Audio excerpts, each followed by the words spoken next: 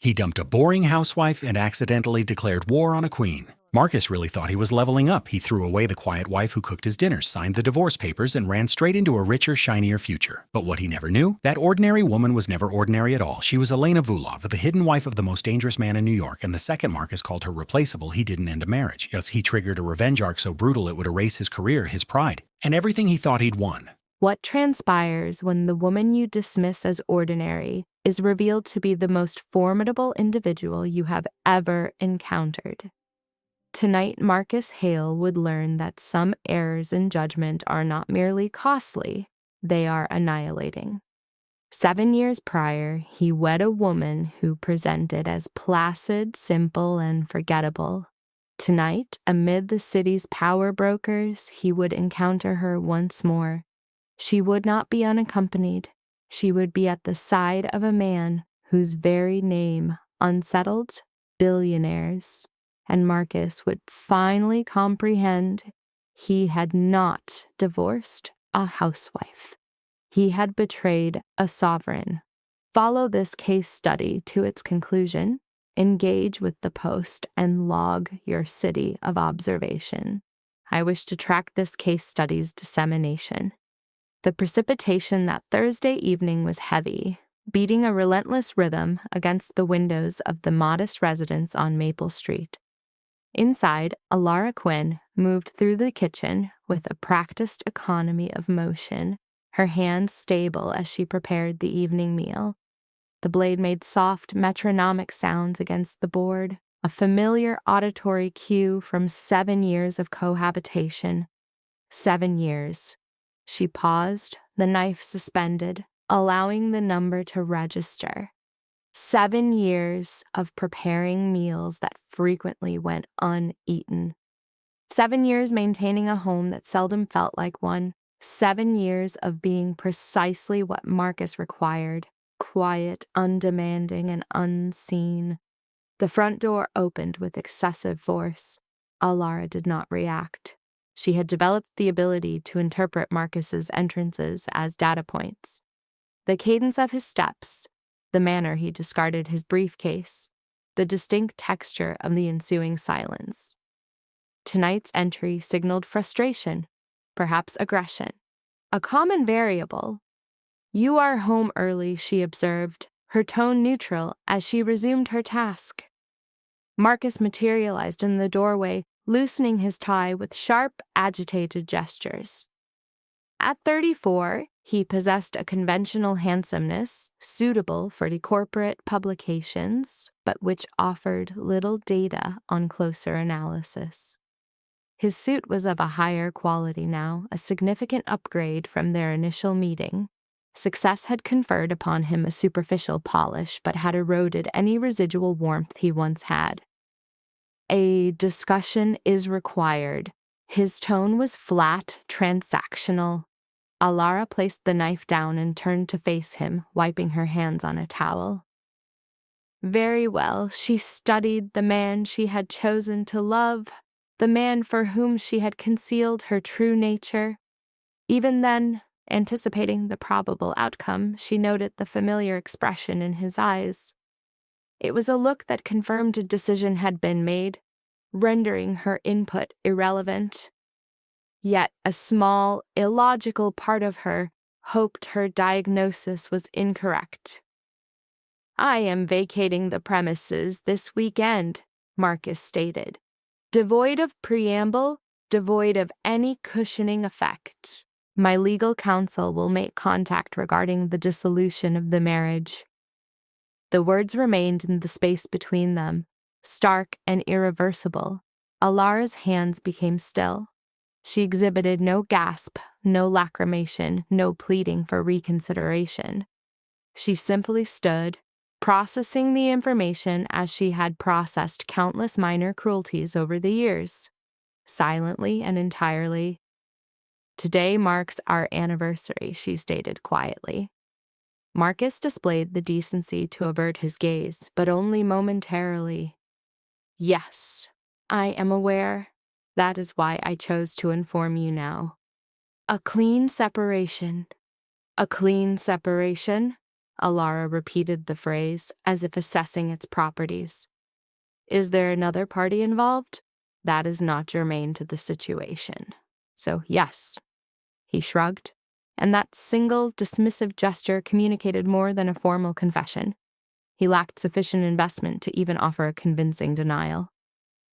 Victoria Ashford? Alara stated, not as an inquiry. Marcus's gaze sharpened. How did you?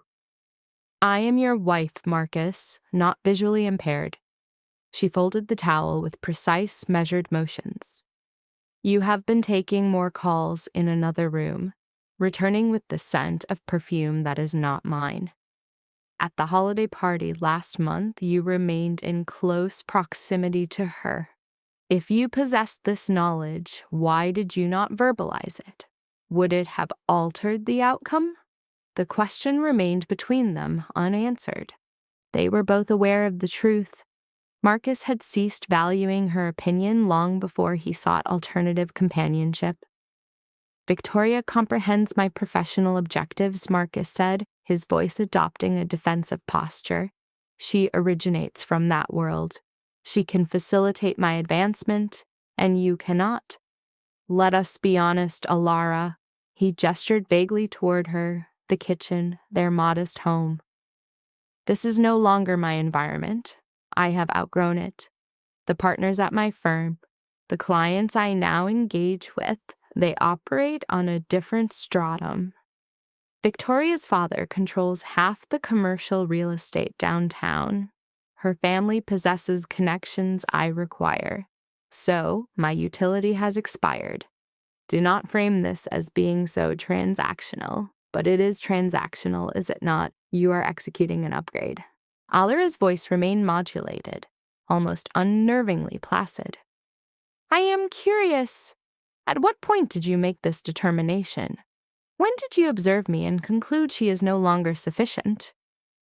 Marcus shifted, visibly uncomfortable. The interaction was not proceeding according to his projections. He had anticipated tears, possibly anger or a desperate plea to alter his decision. This quiet, analytical response unsettled him profoundly. It was not a single moment, he said at last. It was a gradual process. I simply concluded we desire different things. We desire different things, Alara repeated softly. That is your chosen narrative? What do you wish for me to say? That I am sorry? Very well, I am sorry it did not succeed, but I'm not sorry for selecting a future with actual potential. Potential. The word registered as a bitter taste in Alara's mouth. And what was my function? A placeholder until a superior option emerged. You are distorting the situation. Am I? For the first time, an edge entered her voice. Not anger, but something colder. You met me when you were a non-entity, Marcus, a junior associate burdened by student debt, working 80-hour weeks in an office redolent of burnt coffee. I was the one who supported you through every professional failure, every overlooked promotion, every client who treated you with contempt. I am the one who made this residence a home while you pursued your ascent. And I am grateful for that, but I am not presentable enough for your new existence, not connected enough, not affluent enough. Alara's hands were now perfectly still, clasped before her. You are not even going to feign another justification, are you? Marcus's jaw tensed. You want the unvarnished truth? Fine. Observe yourself, Alara. When was your last visit to a salon? When did you last acquire an item that was not discounted? You are content with this? He gestured at the kitchen. This limited life. I am no longer. Limited. The word was uttered just above a whisper. I will be made partner next year. Partner. Do you grasp the implications of that? The functions I must attend, the clients I must cultivate. I require a companion who fits that world. Victoria knows how to navigate a room. She knows what to wear, what to say, and who to charm. She enhances my image. You detract from it. You make me appear ordinary. The words were delivered with more force than he likely intended, but he did not retract them. I am not ordinary, Alara. I am not destined for this middle-class life of dinner at 6 and saving for a vacation. I never was. Alara processed this as she had all else, silently with that preternatural composure that had always disquieted Marcus when he took notice. Even now, as her marriage dissolved and her 7-year investment was deemed insufficient, she did not break. She did not raise her voice. She did not grant him the satisfaction of a reaction he could comprehend. "When did you become this individual?" she asked quietly. "What individual?" "Someone who assesses people based on their utility. Someone who perceives relationships as transactions." Marcus retrieved his briefcase. "You know, I did not come here for a psychological evaluation. I came to inform you that it is concluded. My lawyer will be in contact. You may retain the house. I will manage the mortgage until its sale." How benevolent. "Do not be bitter. It is an unbecoming trait for you." He paused in the doorway, partially turning back. "For what it is worth, you were a competent wife. You were simply not the correct wife." "For what it is worth," Alara said softly, "you were never the man I believed you to be, but I convinced myself you could become him." Something flickered across Marcus's face. Perhaps guilt or recognition, but it vanished quickly. "I will dispatch movers for my possessions on Saturday. Please refrain from making this more difficult than necessary." "Marcus," he stopped, waiting. "Does Victoria know?" "Know what?" "That you are capable of this, that when her utility diminishes, when a superior option appears, you will discard her with the same ease you are discarding me now." His expression hardened. "That is the distinction between you and her. She is not someone who can be easily replaced." After his departure, Alara remained in the kitchen for a prolonged period, listening to the rain and the house's sudden deep silence. The vegetables she had been preparing sat abandoned on the board. The pot of water she had set on the stove had grown cold. The entire scene was a portrait of interruption, of a life halted mid-process. Slowly, deliberately, she moved to the living room and sat on the couch they had selected together 5 years ago. Marcus had preferred leather. She had persuaded him that fabric would offer more comfort. He had acquiesced then, as he had on many minor points before deciding acquiescence was beneath him. She should cry, she thought with detachment. This was the scripted moment for tears. Her marriage was over. Her husband had just declared her inadequate. 7 years were now a footnote to his career. This is when female subjects in films break down, call friends while sobbing, or destroy the male subject's property. But Alara did not cry. The subject sat in ambient, diminishing light. Her hands, resting in her lap, registered a foreign sensation. A persona, dormant for 7 years and buried beneath a facade of meticulous normalcy, had begun to reemerge. A cellular device lay on the coffee table, its dark screen a focal point. After a prolonged period of observation, she retrieved it. Her finger navigated the contact list, bypassing names her partner Marcus would know. Neighbors, book club members, and social acquaintances. She scrolled past these superficial connections, down to a file unopened for 7 years, identified only by the initial V. A tremor was observed in her thumb as it hovered over the contact. This action represented a psychological point of no return. She could still elect the path Marcus had prescribed: a quiet dissolution of the union, a settlement, the circumscribed life he claimed she accepted. She could maintain the Quinn identity, unremarkable and anonymous. Alternatively, she could initiate a different protocol. The precipitation outside increased, striking the windows as if seeking entry, a sensory reminder of a past she had actively suppressed. 7 years. 7 years of diminished presence, of quietude, of perceived safety. 7 years of feigning amnesia regarding her history before Marcus Hale. 7 years of projecting a false self. 7 years of deception. She analyzed Marcus's expression from earlier, noting the absence of hatred, a preferable emotion, and the presence of dismissal.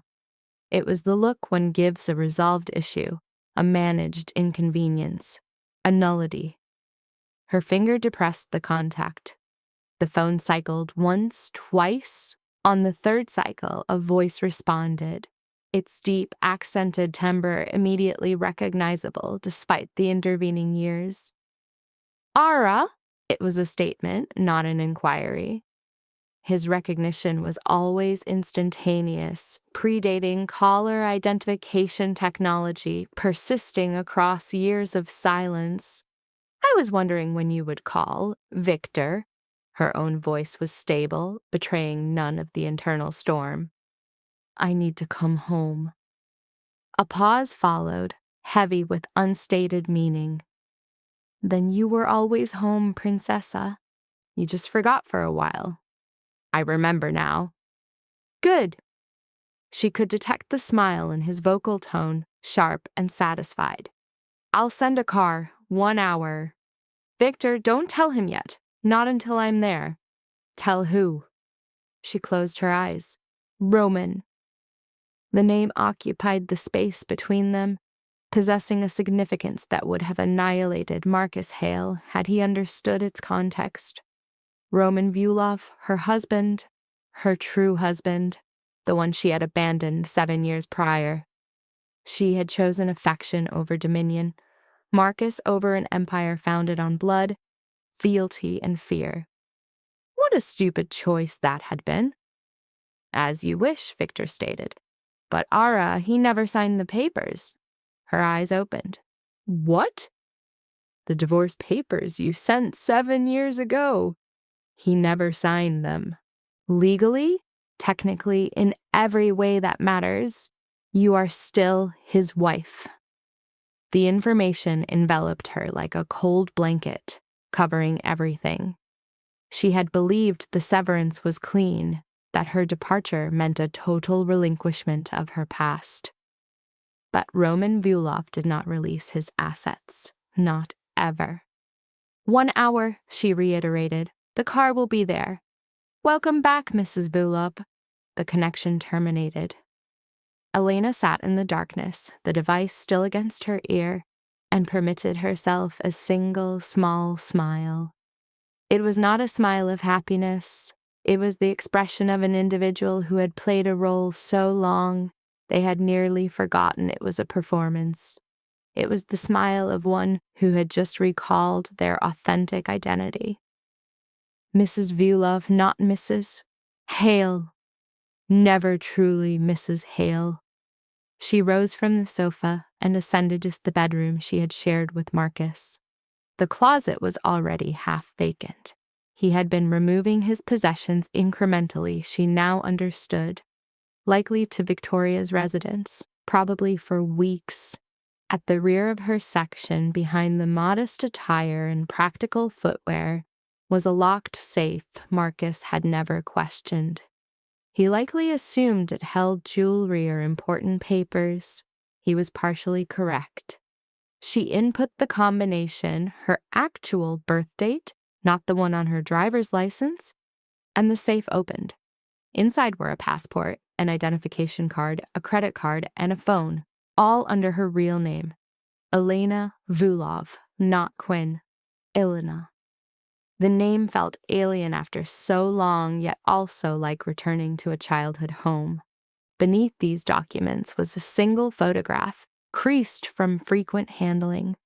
She took it, examining the subjects, herself years younger beside a man whose presence dominated the image even in 2 dimensions. Roman Vulov, tall, dark-haired, with eyes that appeared black in certain light and revealed only what he chose to reveal. His hand was on her waist in a gesture of casual ownership, a touch that communicated mine without speech. She had been 21 in the photo.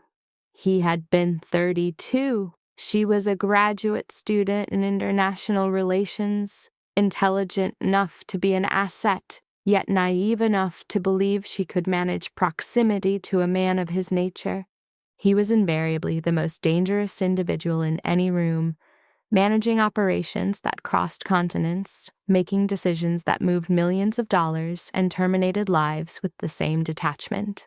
They had met at a university charity event she was compelled to attend. A scholarship student in a borrowed dress, she felt displaced among Manhattan's elite. He was there for his usual purposes, navigating legitimate society like a predator in shallow waters, forging connections, asserting his presence, and reminding people of his existence in both their world and another they would never wish to see. "You don't belong here," was his opening statement. "Neither do you," she had retorted, too weary to be diplomatic. He had laughed. An actual laugh. Roman Vulov was not often surprised. 3 months later, they were married. 6 months after that, she fully comprehended the entity to which she had bound herself. A year into the union, she had learned the implications of being married to power, the constant threat, the impossible choices, the metaphorical blood that could not be washed away even with clean hands. And 2 years later, she had fled. Not from him precisely. Roman had never harmed her, never threatened her, and had consistently treated her as an equal in private, despite the world viewing her as his possession. She had fled from the consequences of being his wife, the burden of it, the cost, the way violence shadowed him and affected everyone in his orbit. She convinced herself she desired a normal existence, a safe one, a life of ordinariness. She had selected Marcus for being the antithesis of everything Roman embodied, safe, ambitious in small, comprehensible ways, a man who sought success without power, wealth without influence, status without control, someone manageable, someone who would never demand she be more than her facade. What a farce that had been. Elena returned the photograph and secured the safe. She packed with speed and efficiency, taking only items of significance, not the clothes Marcus had purchased, not the anniversary jewelry, just the safe's contents and one object from her nightstand, a simple silver bracelet Roman had given her on their wedding day. She was securing it on her wrist when headlights swept through the bedroom window. 1 hour, Victor had promised. He was always precise. The vehicle idling at the curb was less a car and more a statement. Black, expensive, with windows so darkly tinted they appeared to be obsidian. The type of vehicle that made neighbors notice and then forget. A man stood by the rear door. Not Victor, but someone younger who possessed the distinct stillness that characterized Roman's personnel. Trained, dangerous, loyal. Elena exited the house on Maple Street without backward glance, carrying one bag. The rain had ceased, leaving the world wet and glistening under the street lamps. The man opened the car door silently. She entered, and the door closed with the heavy, final sound of a vault. The interior smelled of leather and gun oil, a combination that triggered memories with physical force. Victor was waiting in the opposite seat, older than her memory of him, but still projecting that unique blend of civility and menace that defined him as Roman's most trusted subordinate. "You look well," he said in Russian. Russian had always been their private language, one Marcus did not understand. "You look exactly the same," she replied in the same language, a kindness, but a falsehood. He observed her face with scrutiny. "Are you certain?" Once this process begins, Marcus Hale will understand his loss. More importantly, he will understand his transgression. There is no reversing it. "I'm certain. He hurt you." It was not a question, yet she responded. "He dismissed me as if I were nothing, as if 7 years of my life were a finally resolved inconvenience." Victor's expression remained neutral, but a coldness flickered in his eyes. "Then he will learn the true meaning of nothing. His career, his reputation, his future with the Ashford girl. We will reduce it all to ash." "No." Elena's voice was quiet but firm. "Not yet. First, I need to see Roman." "He'll want—" "I know what he'll want, but this is my decision, Victor, my move. Roman taught me that power is control, and I am choosing when and how to exercise mine." A slight smile touched Victor's lips. "You remember then? Good.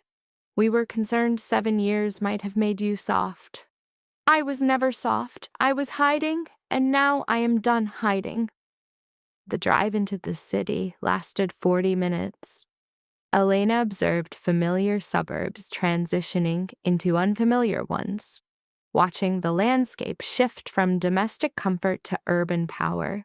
The conveyance bypassed Roman's overt holdings, the eateries, clubs, and legitimate enterprises used for cover. It proceeded to a lower Manhattan structure, externally indistinguishable from the area's numerous luxury residences. Yet, Elena recognized this building and its concealed security apparatus, the layered defenses safeguarding the penthouse resident. This was Roman's true domicile, where performance was unnecessary. The elevator required a 3-stage authentication, including a biometric scan, ascending without pause directly to the penthouse. Victor disembarked first, a reflex honed by years as Roman's security, then motioned for Elena to proceed. The interior was unchanged. Floor-to-ceiling windows offered a panorama of the city. Furnishings, valued higher than most vehicles, were arranged for utility over aesthetics, beside art coveted by museums. Positioned centrally, his back to the elevator and observing New York's illuminated grid, was Roman Vulov. He delayed turning, a typical tactic to induce anticipation and assert situational control. When he finally pivoted, Elena's respiration hitched. Despite 7 years of self-conditioning, she noted he appeared more mature, a development that enhanced his authority rather than diminished his presence. New lines had formed around his eyes. Traces of silver now threaded the dark hair at his temples. He wore a suit, likely valued at $10,000, tailored with such precision it resembled a secondary epidermis. His gaze locked with hers across the room, and for an instant, stasis held them. Then Roman's lips curved into a smile, one belonging to a man who had waited 7 years to claim a winning wager. "Hello, Elena." The use of her true name, not Alara, carried a specific inflection that was both a promise and a threat. "Hello, Roman." Victor discreetly withdrew, leaving the two subjects alone as the elevator door closed, with the soft sound of high-end mechanics. "I heard about your husband," Roman stated, moving to a corner bar to pour 2 glasses of vodka. The spirit was a rare vintage, unavailable commercially. "Former husband, I should say, though you were never legally his wife? The institution of marriage requires certain autonomies you lacked. You never signed the documents." "I never received them." He presented her with a glass. his fingers intentionally brushing hers as he did. A deliberate contact. They were sent back. Your legal counsel should have informed you. She did. I concluded you had refused. I did refuse, but only after ensuring the information would not reach you. It was imperative you believe in your freedom. He raised his glass. To freedom and the discovery of its illusory nature. They both drank. The vodka's burn was exactly as Elena recalled. Why? She inquired. Why allow me to believe I was divorced? Because you required the belief that you could escape. You needed to perceive your choice of another life as successful. Roman placed his glass down, his gaze unwavering. Had I compelled you to stay, you would have harbored resentment for me. I wanted you to return by your own volition with a personal understanding of your place here. That's manipulative? Yes.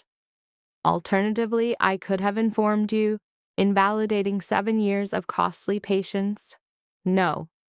He advanced, closing the distance until his cologne was detectable and the precise shade of his irises was visible. Not black, she now recalled, but the deepest shade of brown she had ever observed. I knew you would return, Alara. I was certain that, in time, you would remember your true identity. My only variable was time. You seem highly confident. My certainty is based on a knowledge of you that exceeds what Marcus Hale could ever possess, and at times, what you possess of yourself. His hand rose, his fingers tracing her jawline, with a gentleness that contradicted his nature.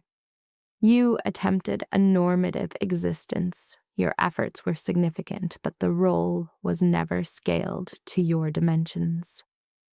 Elena closed her eyes, resisting his familiar, powerful influence. He claimed I made him appear ordinary, that I was insufficient for his new life. Roman's hand froze. When she reopened her eyes, his expression had hardened into something colder. He said that, among other things, Victor reported he caused you harm. I was unaware of his foolishness to insult you. Does it matter? It is concluded. I departed. It matters, Roman stated softly, a tone more menacing than any display of rage. Because no one addresses my wife in that manner. No one devalues what is mine. No one. He stepped back, his perfect and absolute control reasserted. Makes you feel less than you are. I am not yours any longer, Roman. I chose to leave. And yet you stand here in my home, wearing my bracelet and drinking my vodka. His smile was sharp enough to lacerate. You can maintain self-deception, Princessa, but do not deceive me. You are here because you have finally accepted the truth. What truth? That you were never suited for small men with limited aspirations. That a mundane life, mundane love, and mundane goals do not fit you. They never have. He moved to the window, gazing at the city below them, a veritable kingdom. You belong here, with me, in this world. You always have. Elena joined him at the window, close enough to sense his body heat but without making contact. Below, the city pulsed with millions of individuals pursuing their conventional dreams. She had tried so hard to be one of them. What is the next phase? She asked. That is contingent. What outcome do you desire? She pictured Marcus, likely with Victoria now, celebrating his release from an inconvenient union. She recalled his expression as if she were a problem now solved. She considered 7 years of diminishing herself to be smaller, quieter, less. I want him to comprehend, she said at last. I want Marcus Hale to see me and recognize the precise value of what he discarded. Retribution, then. An education, she turned to face Roman. I want him to learn the price of underestimation, of treating people like disposable assets. Roman's smile was slow, gratified, and entirely predatory. I can facilitate that. I must advise you, however, that this course of action will be without mercy. Marcus Hale's current existence will be systematically dismantled.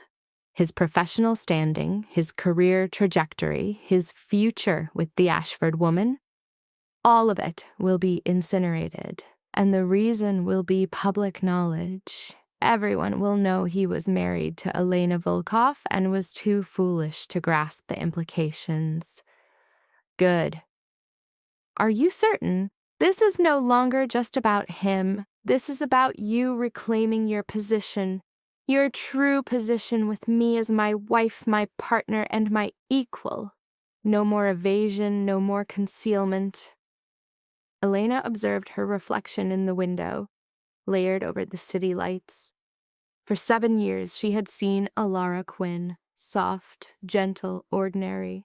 But now in Roman's penthouse, wearing his bracelet and drinking his spirit, she perceived someone else.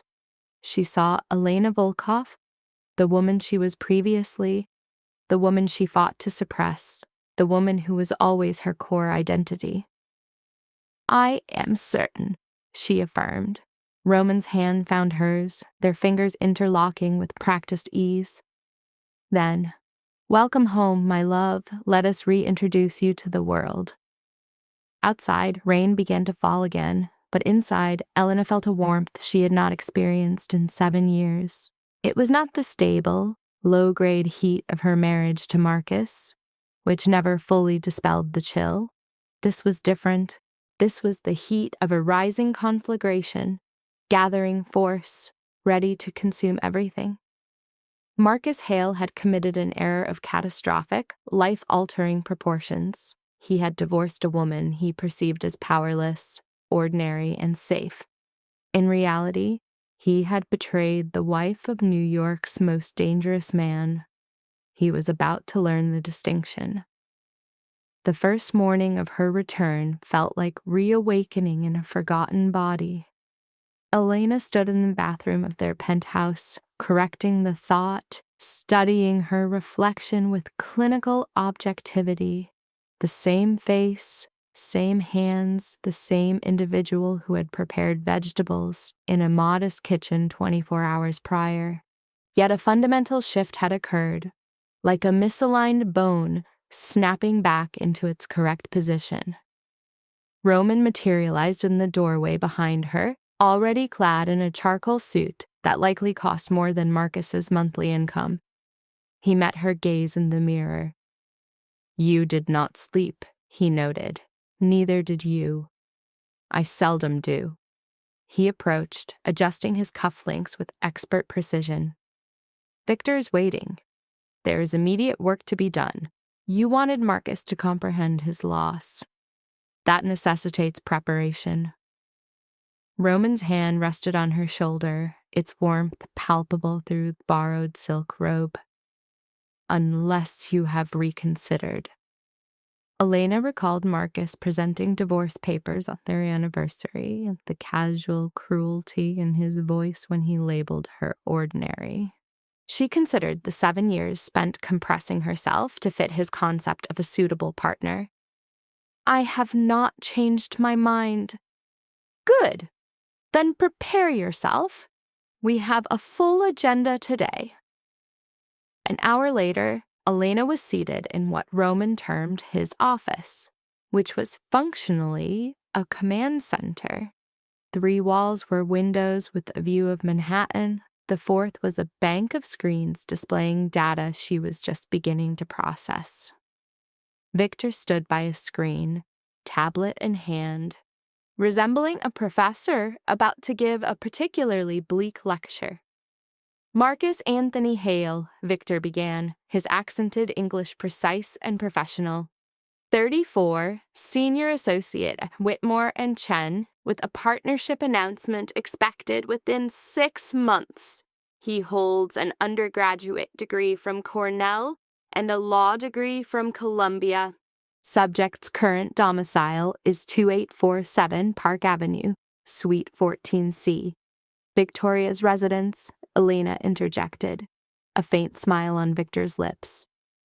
Affirmative, his relocation occurred 3 weeks prior, while his legal status remained married to you.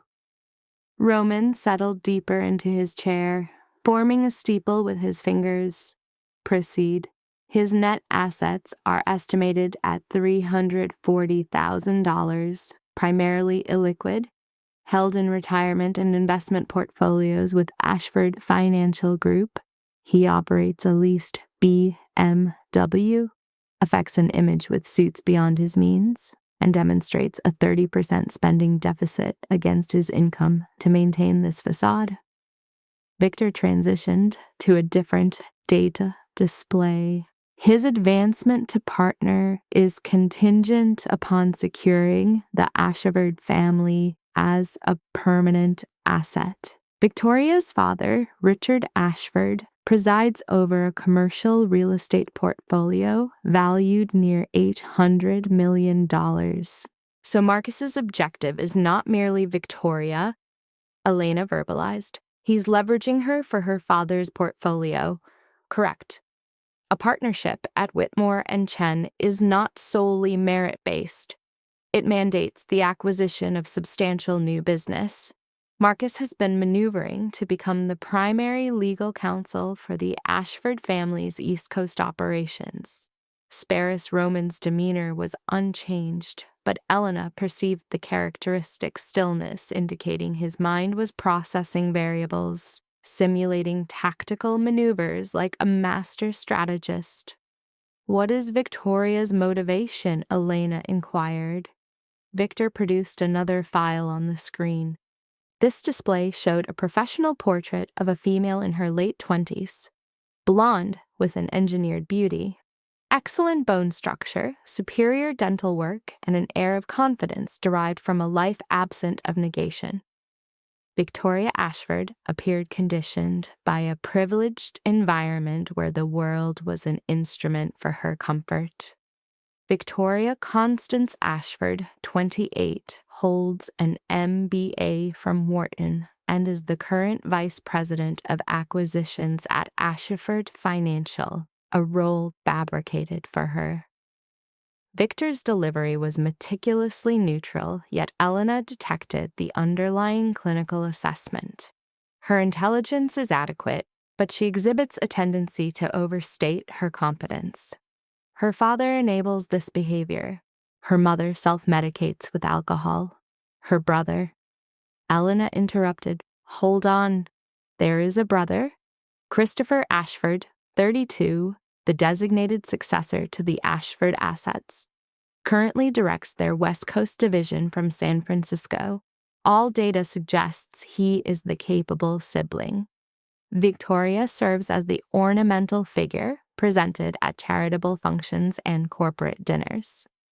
Elena integrated this information, observing how the behavioral puzzle began to form a coherent picture. Therefore, Victoria's need for Marcus mirrors his for her. She is seeking validation. A spouse with an independent career gives her an appearance of substance over decoration. Excellent, Roman noted softly.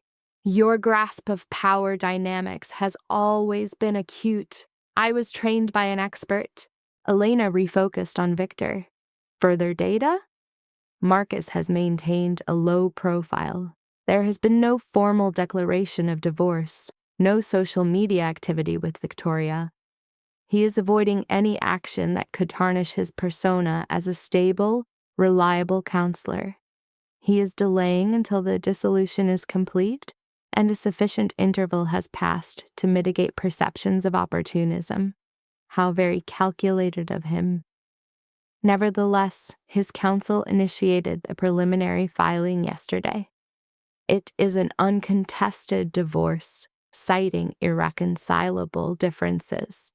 The offer consists of the residence as discussed and a settlement of $50,000. The figure was a stark, almost contemptuous valuation.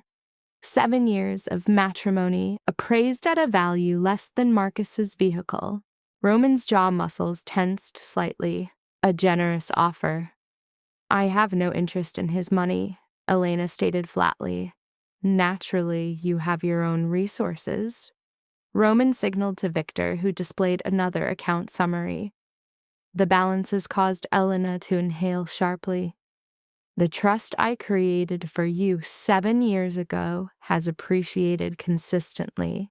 Its current valuation is approximately $12 million, managed conservatively, yielding around $400,000 in annual passive returns. Elena looked at the figures. I was unaware. You did not inquire, but I would not leave you exposed, Elena. Regardless of our status, you remained my wife and my responsibility. Roman's tone softened almost imperceptibly. Still my asset. The possessiveness once disturbed her. 7 years prior, it signified being a component in Roman's meticulously curated portfolio of influence. But in this moment, faced with evidence of his sustained protection even after her departure, Elena experienced a different response. It was not gratitude, but something more convoluted. So, what is the protocol? She asked, dismissing the internal conflict. Roman and Victor exchanged a look that Elena understood. The strategy was already formulated. They were merely awaiting her authorization. We deconstruct him, Roman stated with simplicity. Methodically, systematically, using methods that appear as misfortune and flawed judgment, not overt action. We will begin with his professional standing, proceed to his interpersonal relationships, and conclude with his future prospects. When the process is complete, Marcus Hale will fully comprehend the value of what he possessed and what he has forfeited. That sounds like a protracted process. Weeks, in actuality. Victor has already executed the preliminary phases. Elena looked at Victor, who showed a hint of professional modesty. You were so confident I would desire retribution? I was confident you would desire a behavioral correction, Victor clarified. Revenge is an emotional response. This is a simple recalibration. Marcus Hale acted on deficient data. We are simply providing him with a complete data set. Elena nearly smiled at the statement. Victor always excelled at framing destruction as an educational exercise. Detailed the procedure she requested. Roman rose, moving toward the windows with a predatory economy of motion, efficient, controlled, and utterly focused. Whitmore and Chen is a second-tier entity with ambitions. Their goal is to penetrate the top 20 corporate law firms in New York. Marcus's partnership is dependent on 2 metrics: billable hours and client development. He is sufficient in the former and has staked everything on the latter. The Ashford account. Precisely. However, that account's security is far more precarious than Marcus perceives. Richard Ashford represents old wealth attempting to compete in a modern financial landscape. He is over-leveraged, exhibiting poor decision-making, and subsidizing failing assets with increasingly unorthodox accounting methods. His company's paper value is $800 million, but its liquid assets are significantly less. Victor displayed financial reports that Elena knew were not publicly accessible. Ashford Financial is approximately 18 months from a major fiscal crisis. They are overextended on multiple properties, dependent on development projects with long-term horizons, and suffering cash flow hemorrhages from under-occupied buildings. How is this information available to you? Roman's smile was sharp. Because I control the territories where 3 of those properties are located. I have been monitoring Richard Ashford's decline for months, anticipating the point at which his desperation would lead to a critical error. Now, we will escalate his timeline, apply targeted pressure, and expose his vulnerabilities to select parties. Roman resumed his seat, placing his elbows on the desk. Richard Ashford requires a rescue intervention. I will present him with one, but it will be contingent on terms that do not include his daughter's paramour as his primary legal representation. Elena absorbed the strategy. You intend to salvage his corporation. I intend to acquire a significant stake in his corporation, sufficient to gain board representation, sufficient to dictate matters such as which legal firm they employ. Roman's gaze met hers, and our new directive will not involve retaining Whitmore and Chen. This action terminates Marcus's partnership prospects. That is the objective. What is the protocol for Victoria? Victor fielded this question. Victoria is a variable that will self-correct. When Marcus is stripped of his value as the Ashford family's legal counsel, his status reverts to that of a moderately successful lawyer dating the principal's daughter. Richard Ashford tolerates him currently due to his utility. Absent that utility, he becomes merely a man financing his daughter's social life. Exactly. Richard Ashford holds traditional views.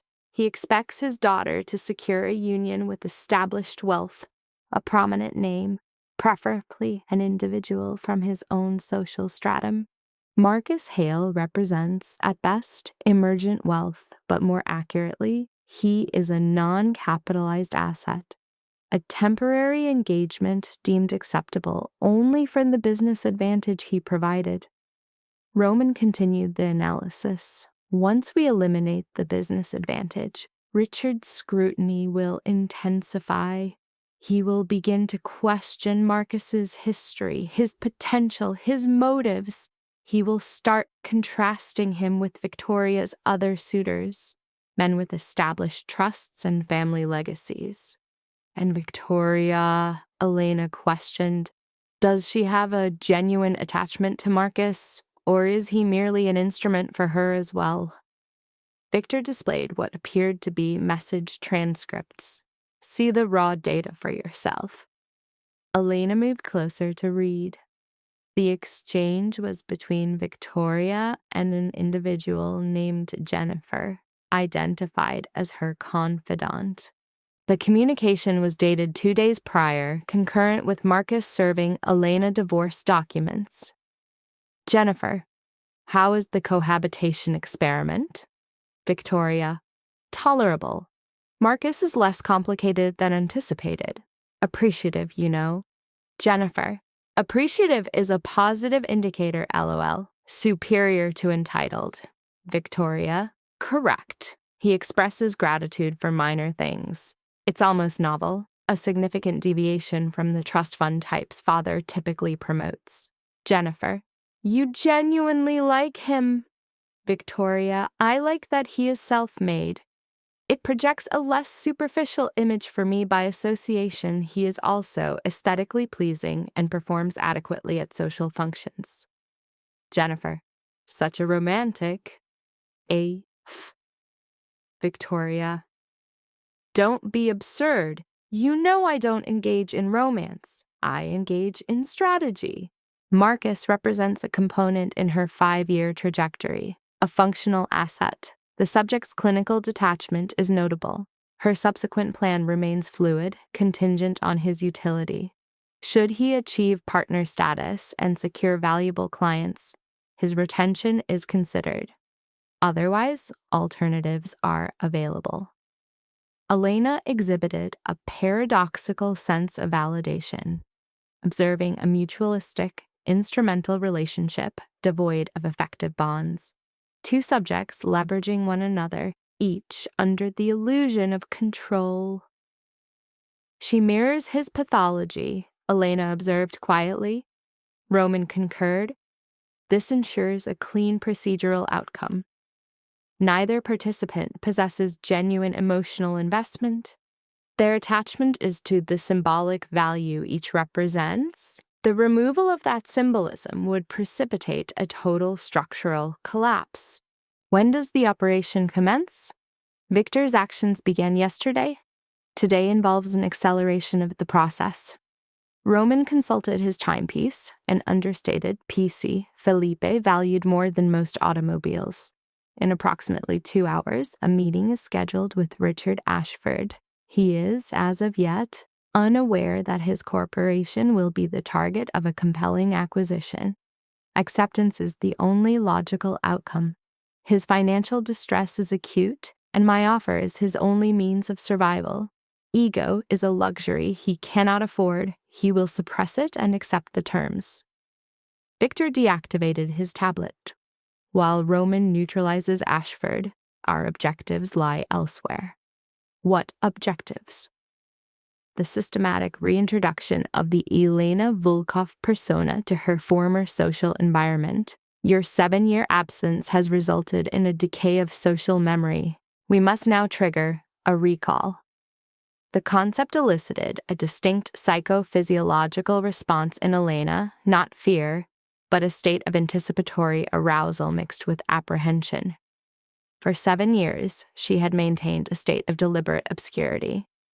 The persona of Quinn, Marcus Hale's unremarkable spouse, was designed for social invisibility. To re-embody the Elena Vulov identity is to accept the associated stimuli, the scrutiny, the threat, the power, and its psychological toll.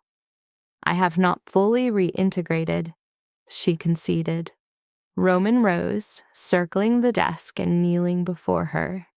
This rare act of physical deference, placing himself at her eye level, was a calculated gesture of intimacy designed to bypass her defenses, impacting Elena more profoundly than his previous displays of possessiveness. Your readiness was a constant state, he stated in a low register, his hands enclosing hers. It was present at our first encounter. It was present when you initiated the separation. It has persisted, merely misdirected. Our current action is a simple recalibration of your focus. What is the probability of my failure? It is 0. You cannot possess that certainty. My certainty is based on my knowledge of you. I observed you suppress your formidable intellect for 7 years, an act that only honed your acuity. Marcus Hale attempted to diminish you, yet you are here, not fractured. His grip intensified marginally. You are not the subject who entered into a contract with me, Elena. You are superior, more intelligent, and hardened where necessary. Now you are activated by anger, which makes you a threat. I have no intention of being a threat. I am aware. That is the ideal state. He stood, bringing her to her feet with him.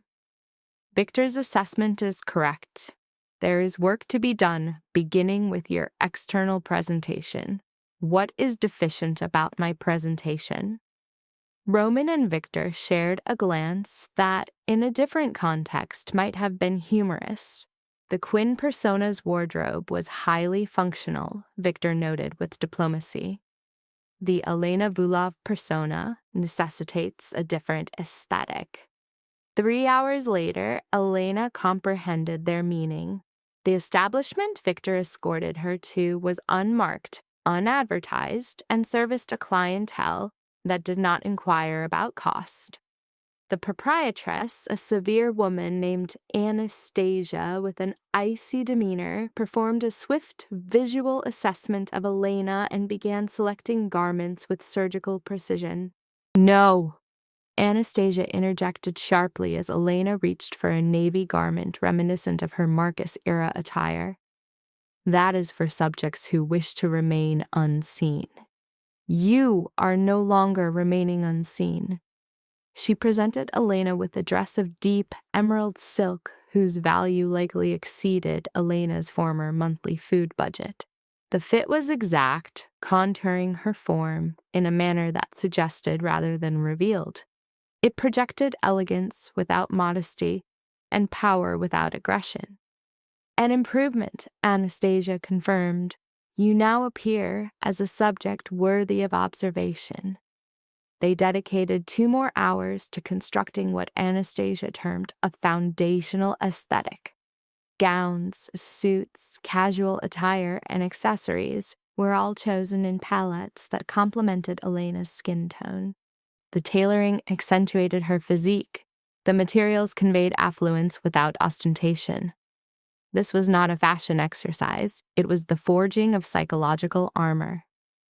Victor observed the entire procedure from a corner chair, offering occasional nods of approval or suggesting modifications. When Anastasia declared the process complete, he rose and presented a card, which she took without examination. Deliver all items to the penthouse, he ordered, and Anastasia maintained standard discretion. Of course, Victor Mkiewicz. It is always a pleasure to equip powerful women. Back in the vehicle, Elena analyzed Victor's profile against the backdrop of Manhattan traffic. How long has this contingency been in development? What contingency? Do not feign ignorance. That boutique's immediate availability on a Thursday, the owner's precise, unprompted understanding of my requirements, the perfect fit of the wardrobe without need for adjustment. This was a pre-planned operation. Victor's smile was minimal, but authentic. Roman and I analyzed multiple potential scenarios. This was one of them. You genuinely anticipated my return. We maintained hope. There is a distinction. He pivoted to face her directly. Elena, it is critical you understand this. These 7 years were not without cost to Roman. He is not by nature a patient individual. The discipline required to wait for you was substantial. Yet he never deviated. He never considered other options. He never ceased to believe you would reactivate your core identity. That indicates a high degree of faith in a subject who abandoned him. No, it indicates a high degree of understanding regarding the motivations for your departure and the conditions required for your return. Victor's expression softened. You left due to a fear of what this life would mold you into. You are returning because you have learned that avoidance of power does not confer safety. It creates vulnerability. This is a sign of psychological progression. Roman recognizes it. Elena observed the city moving past. What if I am incapable of this? What if I am not the individual you both perceive me to be? Then you fail and we recalibrate. But Elena, you will not fail. I have monitored you for 7 years. Yes, we maintained observation. You never ceased being strategic, intelligent, or perceptive of patterns others missed. You merely applied those aptitudes toward invisibility instead of influence. You are now simply redirecting them. The vehicle halted before a building Elena did not recognize. It was modern and expensive, with security personnel who appeared military grade. Where are we? Your new operational base. One of them at least. Roman theorized you would require a workspace of your own, distinct from his, a place where you could function without feeling like his subordinate. Elena followed Victor through a security checkpoint that anticipated their arrival and into an elevator requiring biometric clearance. The office, situated on the 32nd floor, offered views of Central Park and was furnished with pieces that were both aesthetic and functional. Work on what? Elena inquired, her hand tracing a desk that likely cost more than her former vehicle. Your choice of project is unrestricted. Roman's enterprise is expansive, Elena. There is always a place for an individual with your skill set. Victor provided her with a tablet. Contained within are various projects that would benefit from direct oversight. Real estate ventures, legitimate investment portfolios, charitable entities requiring new leadership. Select an area of interest or formulate a new one. The objective is to establish your independent operational presence. Elena browsed the files, each representing millions of dollars and numerous decision points. A year prior, the data would have been overwhelming. Now she found herself assessing opportunities, identifying strategic angles, and comprehending the wider implications. This one, she declared, indicating a file named the Meridian Arts Foundation. What is its status? A struggling nonprofit focused on arts education for underserved populations. The mission is sound, but its execution is flawed, and it is hemorrhaging capital. Roman acquired it 6 months ago to prevent its collapse, but has not yet determined its future. I want control of it. Victor's eyebrow arched. It is a dysfunctional entity. Misappropriated funds, chaotic programming, and board members more focused on tax benefits than mission success. Rectifying it will demand significant effort. Good. I require a task with meaning, something not predicated on wealth, power, or retribution. Elena placed the tablet down. If I am to re-enter this world, it will be under my own conditions. This means leveraging my position for something beyond the neutralization of Marcus Hale. For the first time in her acquaintance with him, Victor appeared genuinely impressed. Roman will authorize it. He has always maintained that power without a purpose is merely an expensive form of cruelty. Then arrange it. I require full control of the foundation, complete operational authority. I will restructure it, optimize its function, and transform it into an asset worthy of its funding. Acknowledged. The necessary legal documents will be prepared by tomorrow. Victor consulted his device. Roman's engagement with Ashford should be concluding. Let us return. He will want to debrief you on the outcome. The return journey to the penthouse felt qualitatively different from the departure. Elena observed the city through a new lens, not as a place of concealment, but as a territory she was in the process of claiming. Every structure, every avenue, the entire meticulously crafted veneer of control bore Roman's mark, and now, by proxy, hers.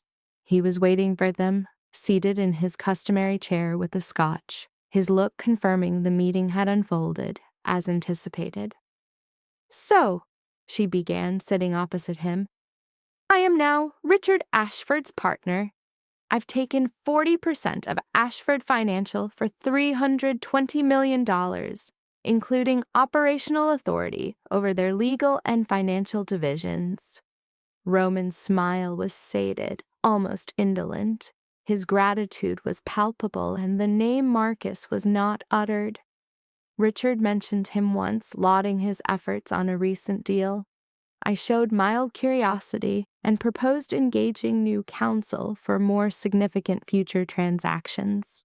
Niche firms with specialized knowledge. Roman swirled his scotch. I mentioned 3 rival firms, each more substantial and distinguished than Whitmore and Chen. You should have seen his reaction. He grasped instantly that Marcus had been rendered superfluous. Exactly. Richard is already reevaluating. I watched it unfold in real time as he recognized that retaining Marcus limited his potential, that my capital demanded a superior operational standard. He will remove Marcus incrementally. Likely within weeks, it will be professional, courteous, and utterly decisive. Victor occupied a third chair, activating his tablet. I've dispatched anonymous concerns to the partnership committee at Whitmore and Chen.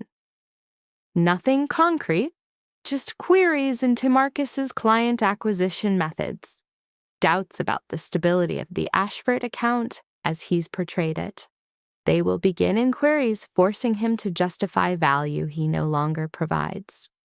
Elena processed this, observing Roman and Victor operate with the seamless precision of a long-standing alliance. This was the mechanism she had abandoned. Not just Roman, but the entire apparatus of influence, power, and orchestrated results. One part of her still resisted it. Another part felt a sense of homecoming. When does Marcus grasp the situation? She inquired. It's difficult to predict. Probably next week when Richard's calls go unanswered or meetings are postponed. Perhaps sooner if he is attuned to subtle changes in his treatment. Roman put his glass down. But the true moment of clarity will be delayed until he encounters you again and forges the link. And where will that be? Oh, the Garrison Charity Gala 3 weeks from today. Every significant person will be present, Richard and Victoria Ashford included, and almost certainly Marcus, desperate to preserve the connection. Roman's eyes shone. And us, of course, Mr. and Mrs. Vulov making their first joint public appearance in 7 years. Precisely. The thought sent a charge through Elena's system. 3 weeks to get ready. 3 weeks to inhabit a persona that could command that space. 3 weeks to transition from Ara Quinn to Elena Vulov in a way that left no ambiguity as to which identity was authentic. I'll require more than just new attire, she stated softly. I am aware. That is why we have 3 weeks. Roman rose, extending his hand. Let's begin with dinner. The substantive work starts tomorrow. Victor has already organized a team, legal counsel, image specialists, and security experts skilled in managing a public persona. You will be prepared by the time we enter that gala. Elena accepted his hand, allowing him to help her up. Should I not be? We will adapt. It is a skill of ours. Roman's thumb made circles on her hand, a gesture so familiar it was painful. But you will be prepared, Elena, because you are no longer undertaking this in isolation. Not now. That evening, after their meal and extended planning session, once Victor had departed, Elena stood in the bathroom brushing her teeth, thinking of Marcus. She wondered about his current activities, likely at Victoria's residence, celebrating his divorce. Certain he had made the astute decision, he was oblivious to what was approaching, unaware that the foundations of his future were already disintegrating, unaware the common woman he had cast aside was engineering his ruin with a precision he could not comprehend. Roman materialized behind her, dressed for bed. Your thoughts are too audible, just contemplating if we are taking this too far. Do you genuinely believe that? Or are you probing to see if I will permit you to withdraw? Elena met his gaze in the reflection. Perhaps a bit of both. Allow me to be unequivocal. Our actions against Marcus Hale are calibrated, proportionate, and honestly less than he warrants for his treatment of you. We are not ruining his life. We are merely stripping away the unmerited advantages he meant to use. He will endure. He simply will not prosper at your cost. Roman's hands came to rest on her shoulders. If you wish to cease, we will. But do not mistake compassion for fragility, Elena. Marcus revealed his character to you. We are only ensuring everyone else perceives it as well. She pivoted to face him, close enough to feel his exhalation. I am not yet comfortable with this iteration of myself. I know, but you will be. He kissed her forehead, a gentle act despite his nature. Come to bed. Tomorrow we start your preparation for conflict. Tonight, just sleep. But Elena did not sleep. She lay conscious long after Roman's breathing stabilized, gazing at the ceiling, contemplating the woman she had been, the one she attempted to be, and the one she was currently becoming. None of them was a perfect fit. None felt entirely real. Perhaps that was the objective. Perhaps she was never meant to be a single entity, neither Ara nor Elena, nor the quiet spouse or the commanding queen. Perhaps her place was always in the middle, navigating the intersection of affection and influence, where insecurity and fortitude existed in a tense balance. Her phone vibrated on the bedside table. A message from an unrecognized number. Divorce proceedings will be formally initiated tomorrow. Kindly acknowledge receipt of the settlement terms. J. Morrison, attorney at law. Marcus's counsel, likely performing the standard professional due diligence, ensuring all was correctly recorded. Elena erased the text without a reply. Let them be uncertain. Let Marcus begin to sense the initial stirrings of doubt, the first sign that this might not proceed as seamlessly as he envisioned. The contest had begun, and this time, Elena was fully aware of the stakes. The following 2 weeks were a whirlwind of managed chaos that served as a reminder of why Elena had left this life, and why, regardless, a piece of her had always longed for it.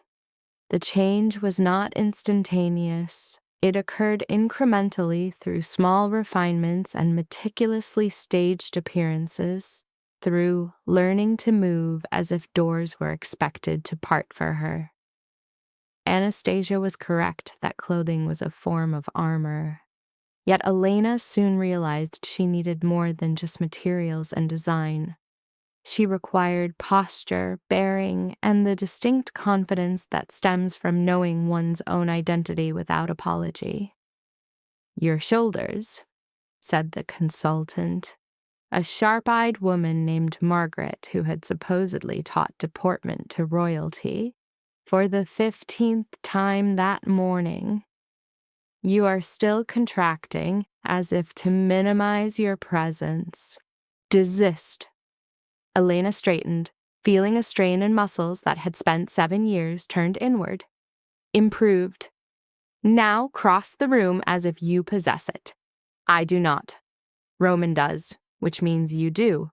Move. Elena traversed the office, acutely conscious of each step and motion. It felt theatrical, artificial, as if she were role-playing in another's existence. Still overthinking, Margaret noted. You are calculating each movement. Cease. Simply walk. You have done this previously. That was long ago. Muscle memory persists. Your body retains the knowledge. Your mind must simply cease interfering. Margaret stood, showcasing the effortless poise of long practice. Observe. I am not concentrating on my feet, my posture, or my appearance. My focus is on my destination and my right to arrive there. The remainder is consequential. Elena attempted it again, concentrating less on the physical process and more on the objective. The feeling was slightly less unnatural. Progressing, Margaret conceded. We will continue practice tomorrow. For now, your language instructor awaits. The language coach proved to be redundant. Elena's Russian remained fluent from her years away. She had sometimes spoken it to herself, late at night while Marcus was occupied, merely to maintain the neural connections. Yet Victor had insisted on the session, asserting they must polish her accent for formal environments. You speak like a native of Moscow, the coach, Dmitri, clarified in perfect Russian. This is acceptable for informal talk, but within certain echelons, the ones you will frequent, subtle markers exist. Established wealth versus new wealth, Petersburg versus Moscow. Such distinctions are significant to those who perceive them. And Roman desires that I sound like established wealth from Petersburg. Roman desires that you sound like yourself, but with refinement. There is a distinction. Dmitri inclined his head, observing her. Tell me, upon your first meeting with Roman, what was your manner of speaking? Elena recalled that evening at the charity gala, a scholarship recipient in a borrowed gown, trying to mask her sense of displacement. With great care, I conceded nervousness. Presently, I remain nervous, merely more adept at its concealment. Dmitri acknowledged this. He stated we had a functional baseline. Anxiety is not the variable. Elena, its manifestation is, we will condition your anxiety into authority. For 2 hours, they drilled on vocal modulation and the subtle cues distinguishing ambiguity from resolute control. Elena concluded the session depleted yet strangely stimulated, as if reactivating dormant psychological faculties. Victor was present upon her exit, his attention on a phone, displaying the detached focus of one managing concurrent crises. He inquired about the session's outcome without looking up. I feel as though I've returned to a scholastic environment. You have? In a sense. This is postgraduate study in persona of Elena Vulov. He stowed his device. Are you prepared for the substantive phase? That was not it. It was preliminary. Now we addressed the infrastructure. The Meridian Arts Foundation was contained within 3 levels of a Brooklyn edifice that once likely held aesthetic value, but now appeared merely fatigued. The entrance hall exuded an aroma of stale coffee and failure. The receptionist, a young woman appearing recently graduated, gave them a cursory glance upon entry. "May I assist you?" "Elena Vulov, for the board," Victor stated with professional courtesy. "We have an appointment." The receptionist's eyes dilated at the name, and Elena registered a minor surge of gratification, so her reputation preceded her. Excellent. The third-floor conference room contained 7 individuals, all of whom rose as Elena and Victor entered. Their ages spanned from the late 40s to early 70s, attired in the specific manner of nonprofit executives, costly enough to imply capability, but not so much as to imply financial misuse. Mrs. Volkov, a male in his 60s, initiated, offering his hand. David Chen, board chairman. "It is an honor." Elena reciprocated the handshake with precisely calibrated pressure, Margaret's instruction proving immediately applicable. "I appreciate your time. I am aware this was arranged hastily. It is no issue. When we learned you were assuming operational oversight," he paused, indicating the table. "Please be seated. We are keen to understand your vision." Elena occupied the head of the table. Victor had instructed her in this tactic of seizing physical and authoritative space. She then spent 10 minutes articulating her findings on the Foundation's deficiencies and her precise remediation plan. "The mission itself is sound," she stated, displaying financial data on the screen. "Arts education for at-risk youth is a critical service, but the implementation is fragmented. You are attempting too much with insufficient resources, diluting your impact across redundant programs that vie for the same funding." David shifted with visible discomfort. "Our goal was to reach the maximum number of children, an admirable objective, but servicing a large number poorly is not superior to servicing a smaller number well. Observe these figures."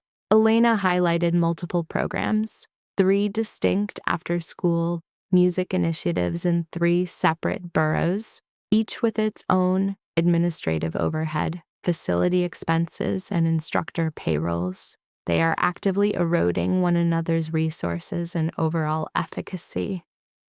A woman at the opposite end of the table, Caroline, whom Elena recalled from briefing documents, cleared her throat. "We believed a city-wide presence was vital. Presence without tangible results is merely marketing and a very costly form of it." Elena presented a new slide. "My proposal is as follows. We consolidate the music programs into a single flagship initiative, utilizing shared resources across multiple sites. Repeat for visual arts and theater.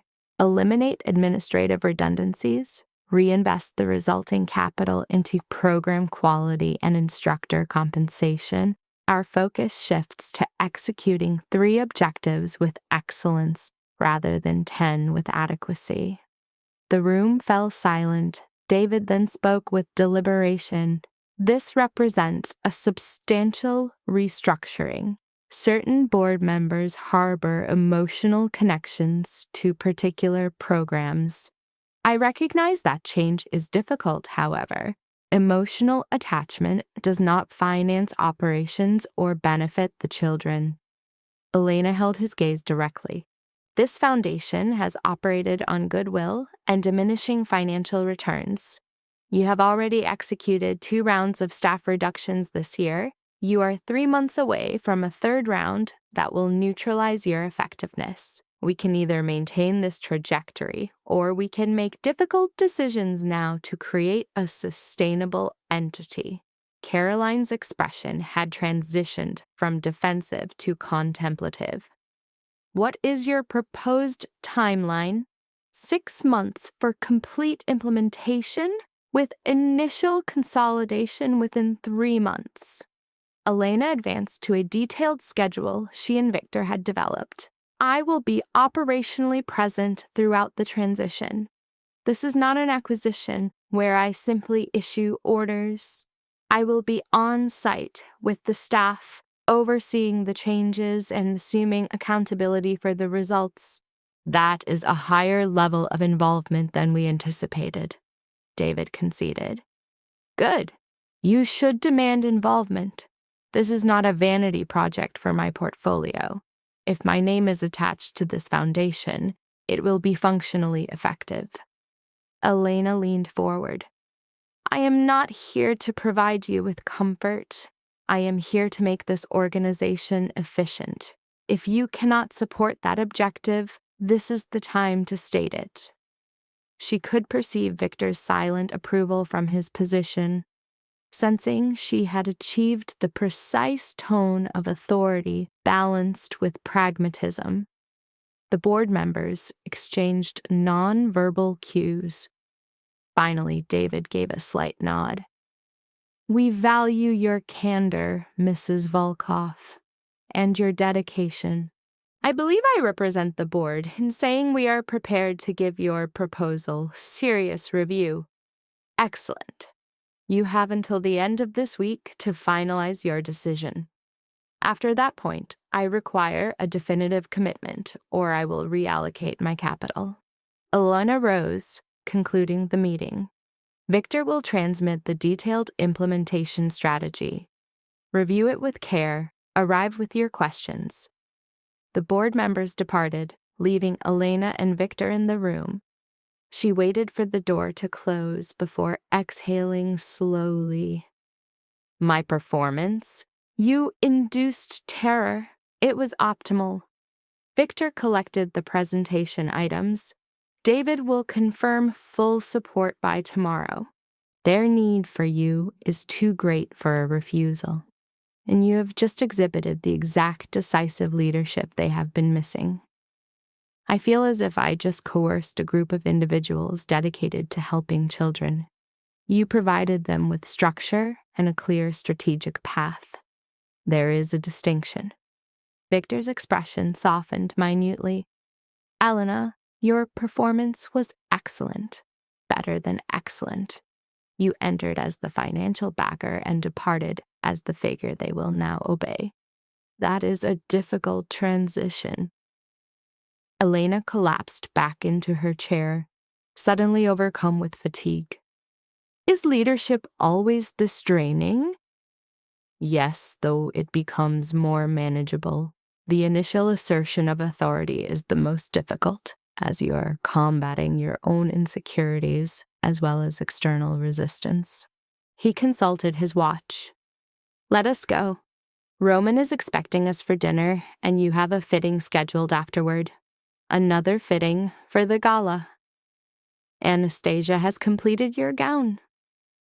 The dress, upon Elena's viewing that evening, was breathtaking. A deep midnight blue that appeared black under certain illumination, with a neckline that conveyed elegance over modesty, and a back cut low enough to be a statement. It conformed to her body as if it were a second skin. This is excessive, Elena stated, observing her reflection. This is precisely correct, Anastasia countered, adjusting the fabric over Elena's hips. You are not entering that gala to be unobtrusive. You are entering to remind all who have forgotten Elena Vulov that she was never truly gone. This dress achieves that. It makes you appear powerful, threatening, and beautiful, all of your intrinsic qualities. Anastasia stepped away, pleased with her creation. Marcus Hale will see you in this gown and understand he never truly perceived you at all.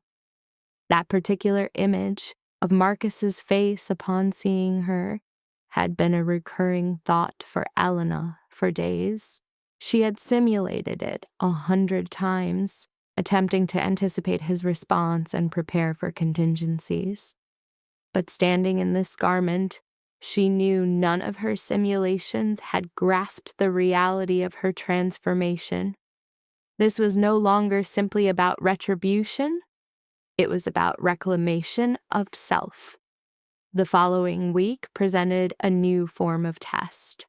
Roman mandated Elena's presence at his business dinners, discreet meetings where agreements were forged and allegiances solidified. No public displays yet, simply a consistent presence to remind his associates of his wife's return.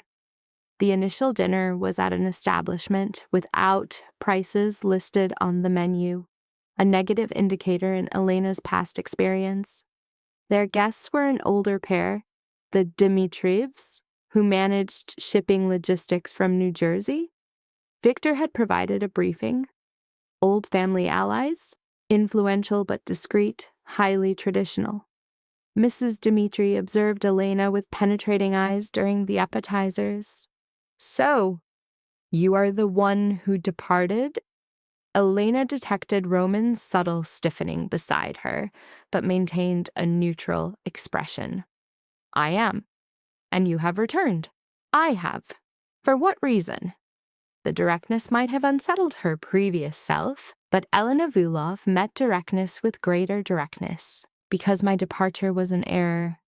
Because I believed I desired something different, only to realize I wanted what I always possessed."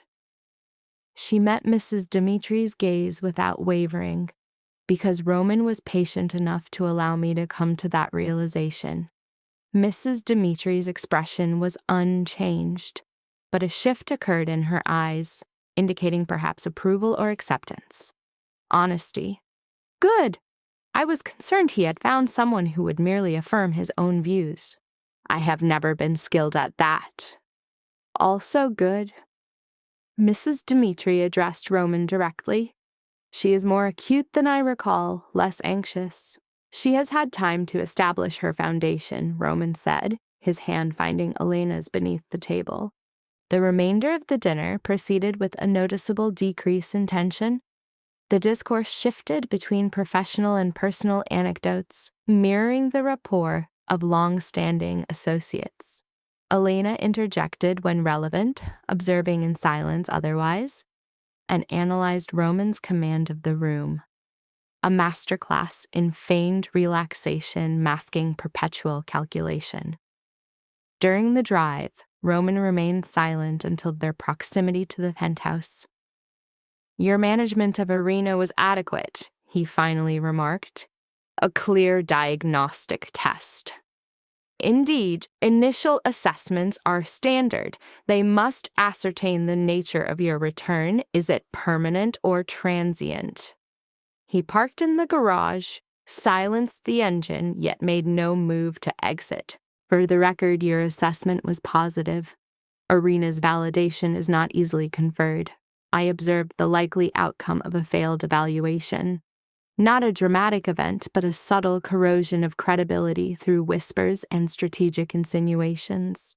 A method that erodes authority without overt conflict." Roman pivoted to face her. "This environment we inhabit is constructed equally on perception and reality. Belief in your strength is a prerequisite for them to permit its exercise. Tonight, you provided a logical basis for that belief." Elena processed this, contemplating the countless minor performances constituting existence in Roman's sphere. Does the constant scrutiny, the perpetual evaluation, induce psychological fatigue? The alternative, however, invisibility and dismissal, is a less tolerable state. You have now experienced this. He was correct, a fact mutually understood. Elena had endured 7 years of social invisibility, which yielded nothing but the trauma of discovering it was her only attribute Marcus had prized. The following week, Victor relayed intelligence with poorly masked gratification. Marcus was summoned to a meeting with senior partners at Whitmore and Chen. The Ashford account was undergoing a strategic alignment review. His billable hours were being audited. Inquiries were being made regarding his client acquisition strategies and the veracity of his financial projections. He is attempting to contact Richard Ashford, Victor noted, scanning communications obtained through extra-legal means. 4 calls today, all unanswered. 2 emails met with polite diversions from Richard's assistant. His anxiety levels are escalating.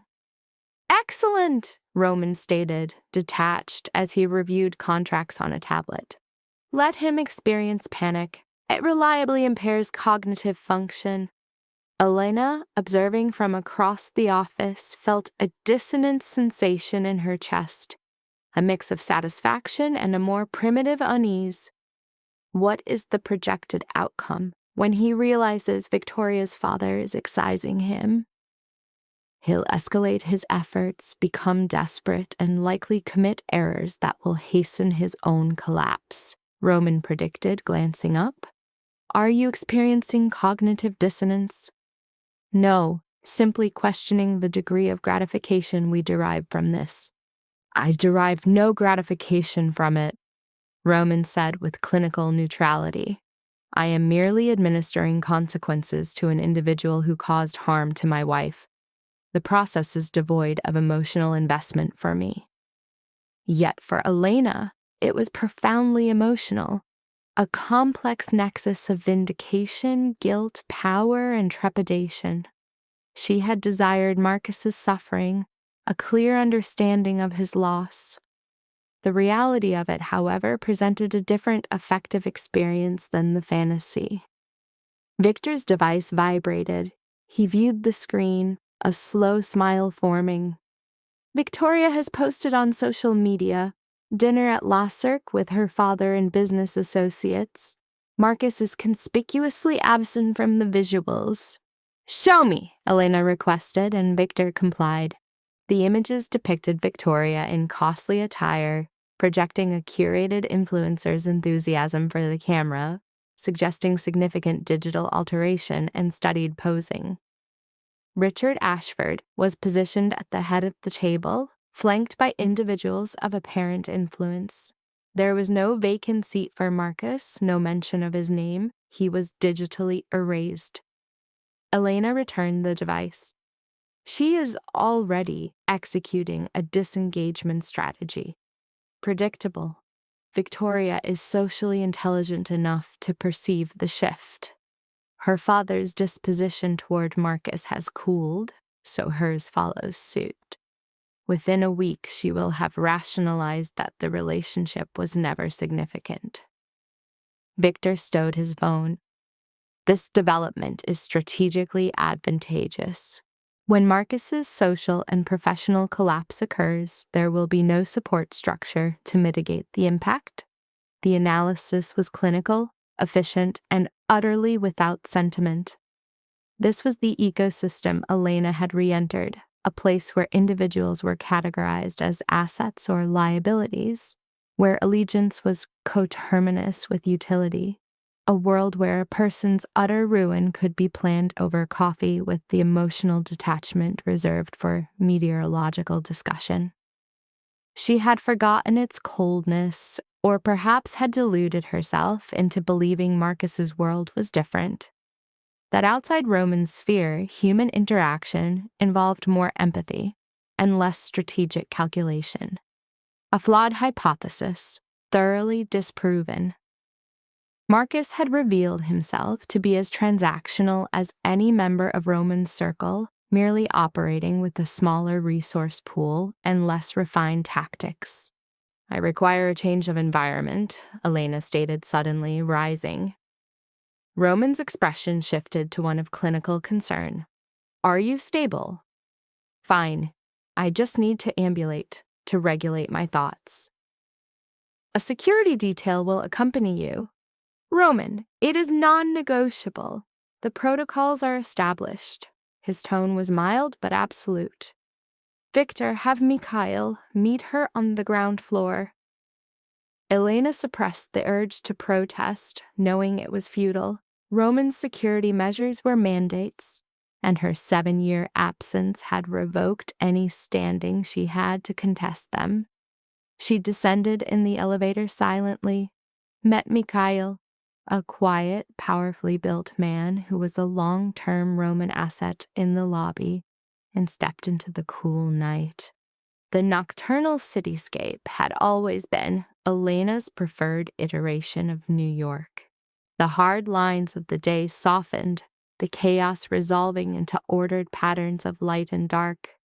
She walked without a fixed vector, Mikhail maintaining a 10-foot distance as she attempted to process the conflicting emotional stimuli in her psyche.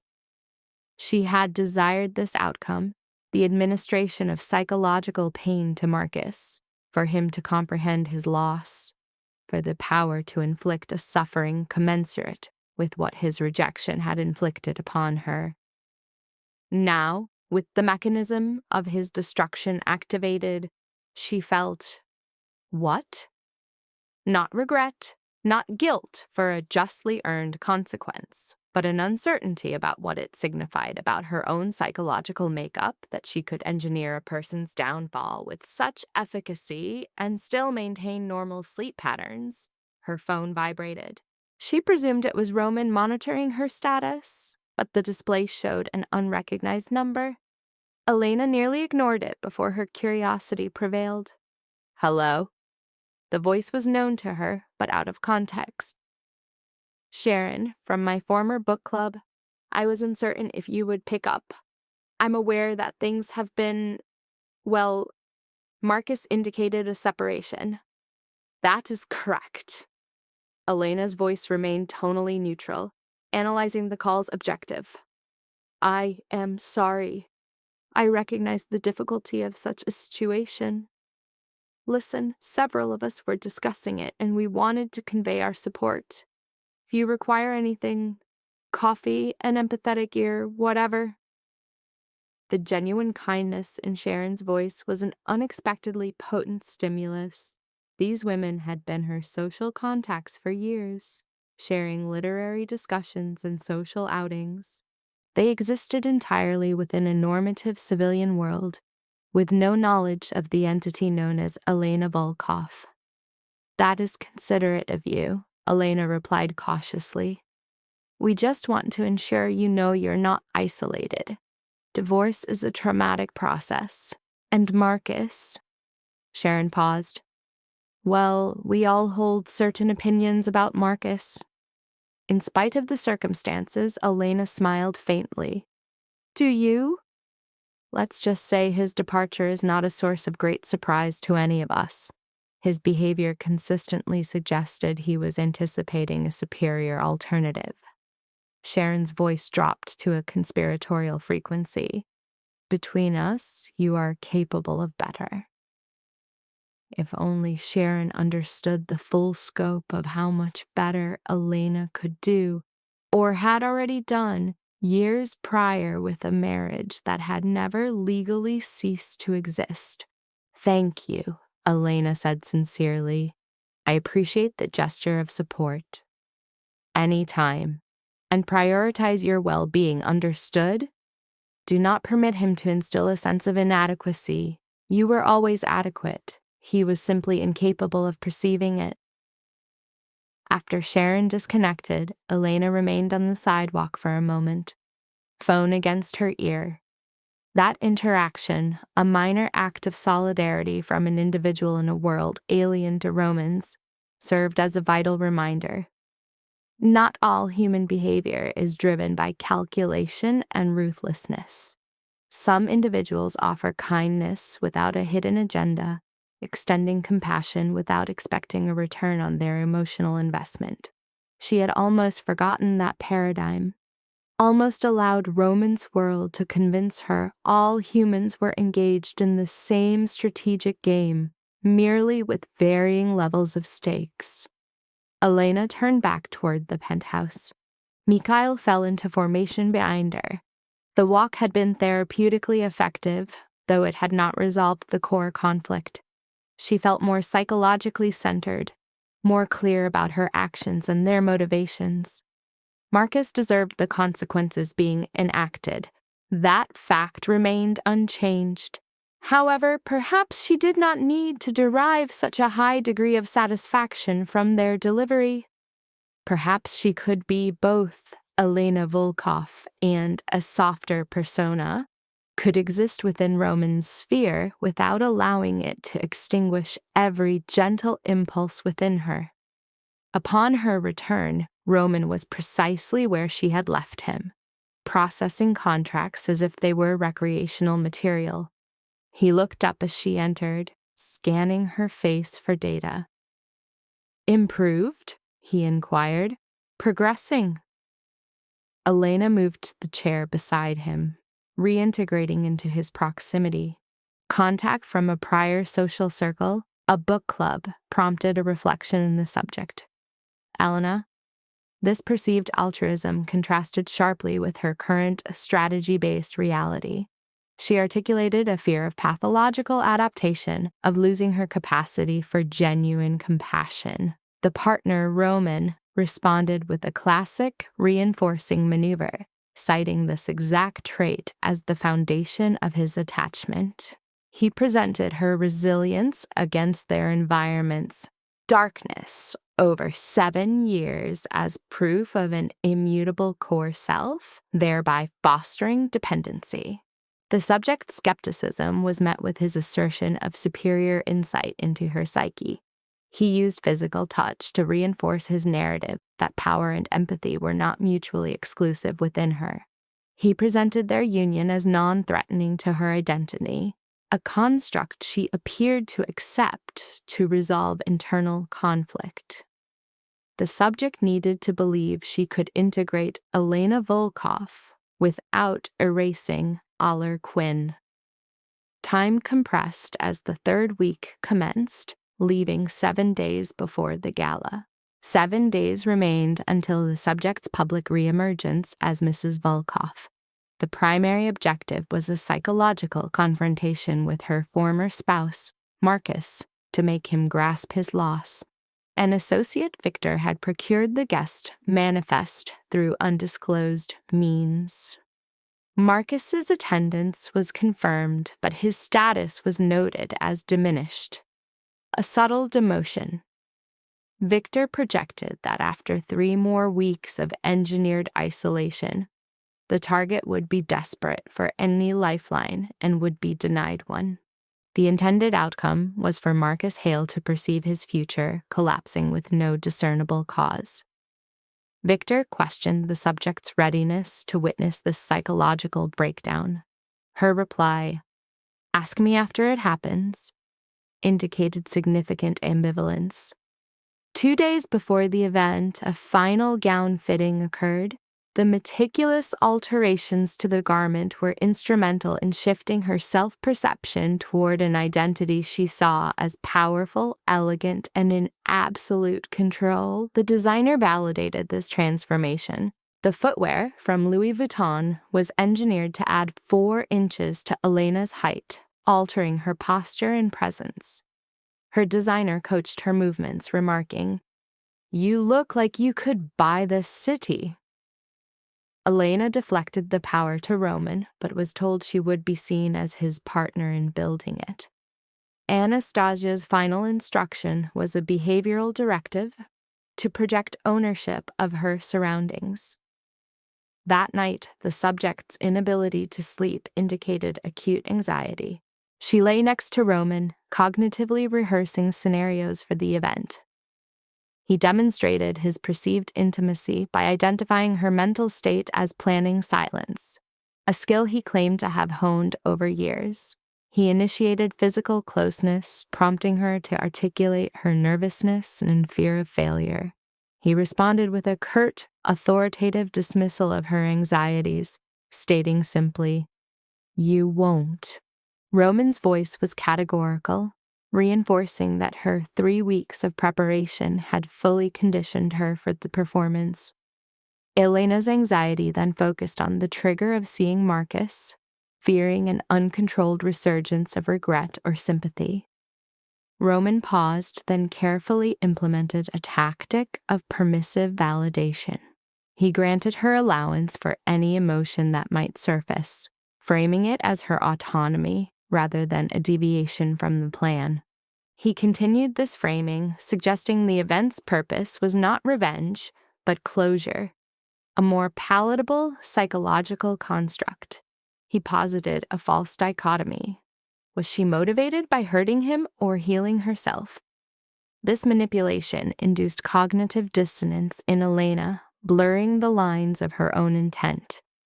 The extensive preparation had made the entire operation feel like an elaborate performance. With her own motivations becoming unclear, she finally defined her objective: for him to witness her thriving, powerful, and beyond his influence, thereby instilling lifelong regret for discarding her. Roman reframed this as merely showing him what could have been. He then instructed her to sleep, applying pressure by ironically listing the high stakes of the evening, reclaiming her status, and demonstrating her ex-husband's catastrophic error, while calling it no pressure. The subject responded to his sarcasm with laughter, and the resulting de-escalation of her anxiety allowed her to sleep. The venue, the Garrison Hotel, was a product of 1927 industrialist ego, a fitting backdrop for the evening's psychodrama. The 500-person capacity ballroom was populated by the city's financial elite, a transactional ecosystem of old money, new money, and their facilitators. In a private suite, Elena experienced depersonalization, observing her reflection. The polished exterior was designed to erase her modest past and project an image Marcus Hale had foolishly underestimated. Roman interrupted her state with a superficial command to stop frowning. He dismissed her articulated terror, insisting her internal state was irrelevant and that her facade of control was all that would be perceived. He dictated that observers would see only confidence and power, citing his 3-week surveillance of her behavior as proof. Despite this conditioning, Elena's core insecurities surfaced. She verbalized her ultimate fear, that Marcus might see her and be completely indifferent. This revealed her dependency on his reaction for validation. Roman's expression became serious, preparing another intervention. His response was to label potential indifference as a cognitive failure on the target's part, again pivoting the event's purpose back to her self-validation. Victor's timely entrance interrupted them. He reported that guests had arrived and that Marcus was already exhibiting signs of social distress at the Ashfords' table.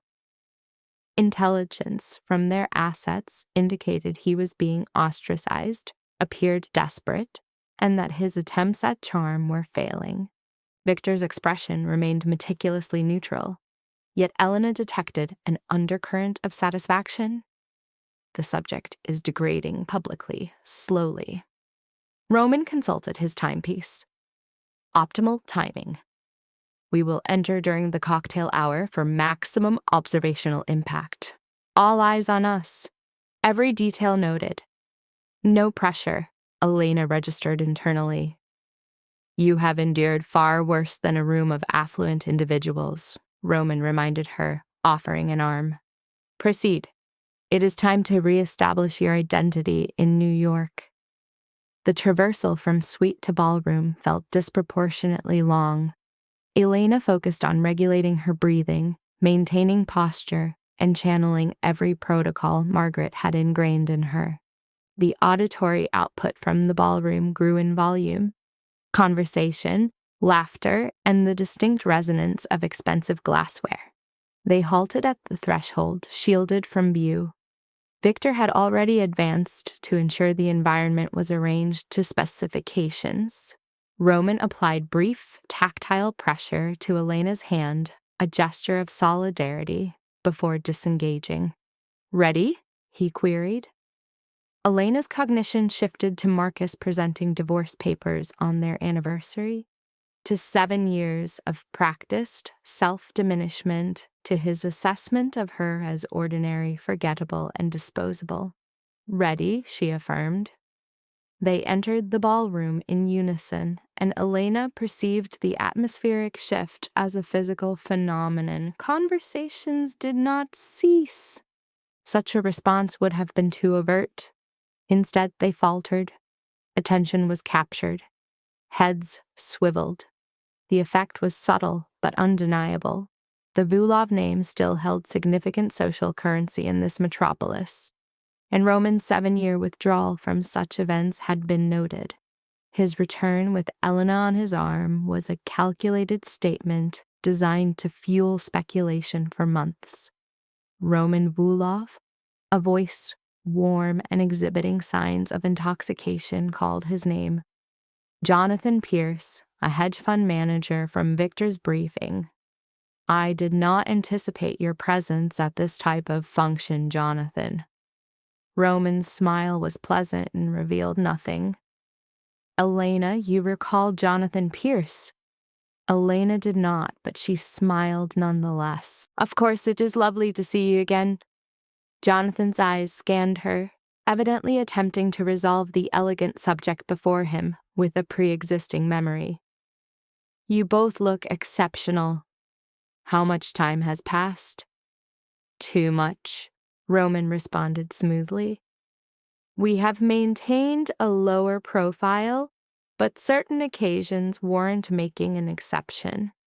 They navigated the crowd with practiced efficiency, Roman acknowledging necessary contacts while guiding them to their designated table. Elena recognized some individuals from Victor's briefings, others from her former life in this environment. Some offered smiles of genuine warmth.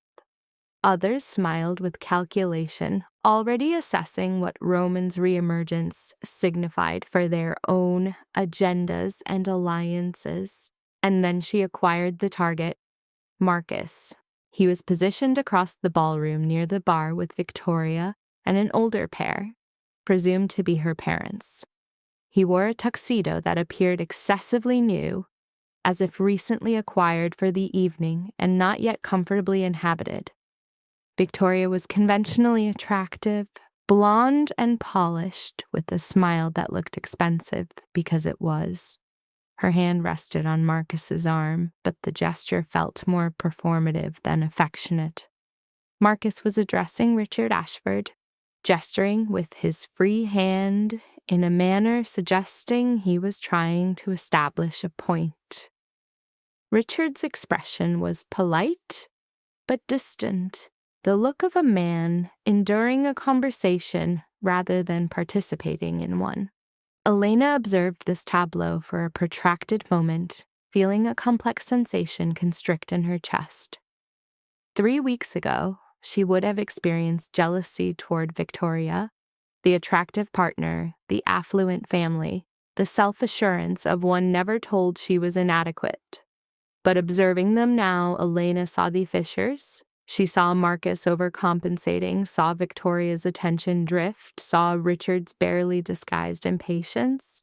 She saw precisely what Victor had predicted she would see, a man witnessing the collapse of his future, but lacking the capacity to understand why. "Elena." Roman's voice was low, laced with concern. "Are you all right?" "Fine, merely processing. We are not required to approach them.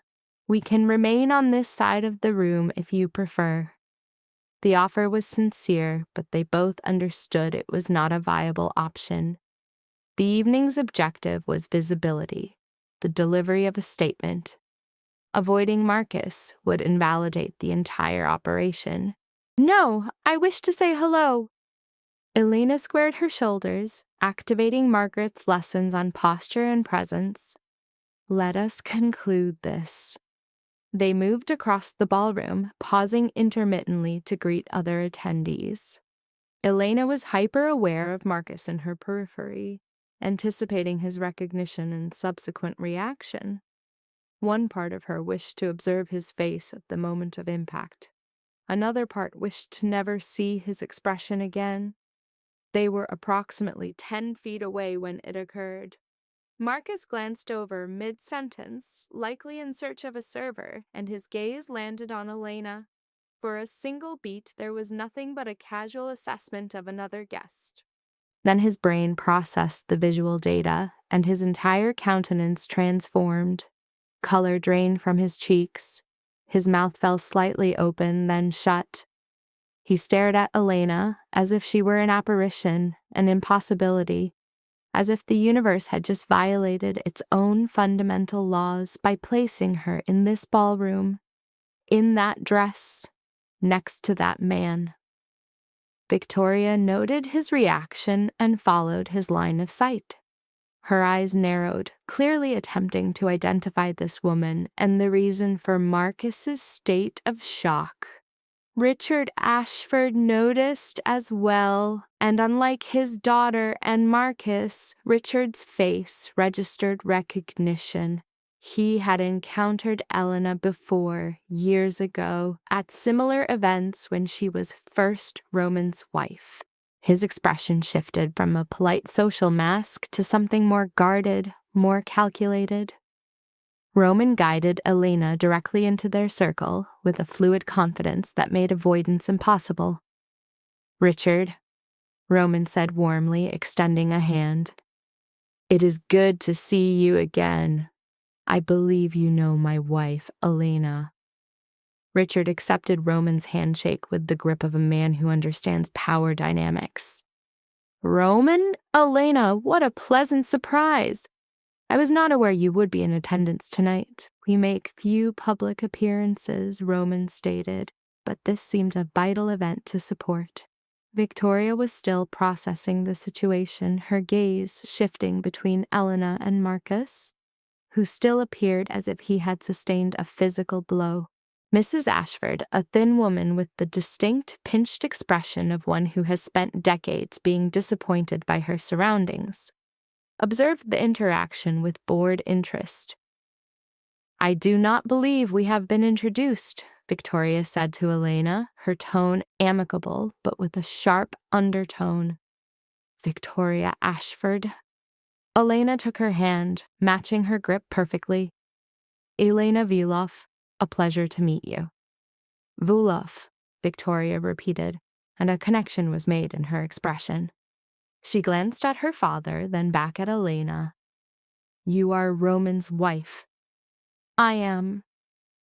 "I thought—" Victoria halted, clearly reevaluating what she had been about to say, likely a comment based on whatever narrative Marcus had provided about Elena being Roman's ex-wife. That is, Marcus indicated. "Did he?" Elena's voice was pleasant, conversational. She turned to Marcus, who looked as if he desperately wished to be anywhere else. "Hello, Marcus." It took him a moment to locate his voice. "I mean—" He paused, visibly flustered. "You appear different." "Do I?" Elena tilted her head slightly, a gesture she had learned from Roman. "I suppose I do. It is remarkable what 3 weeks can accomplish." The number lingered in the air, a deliberate payload.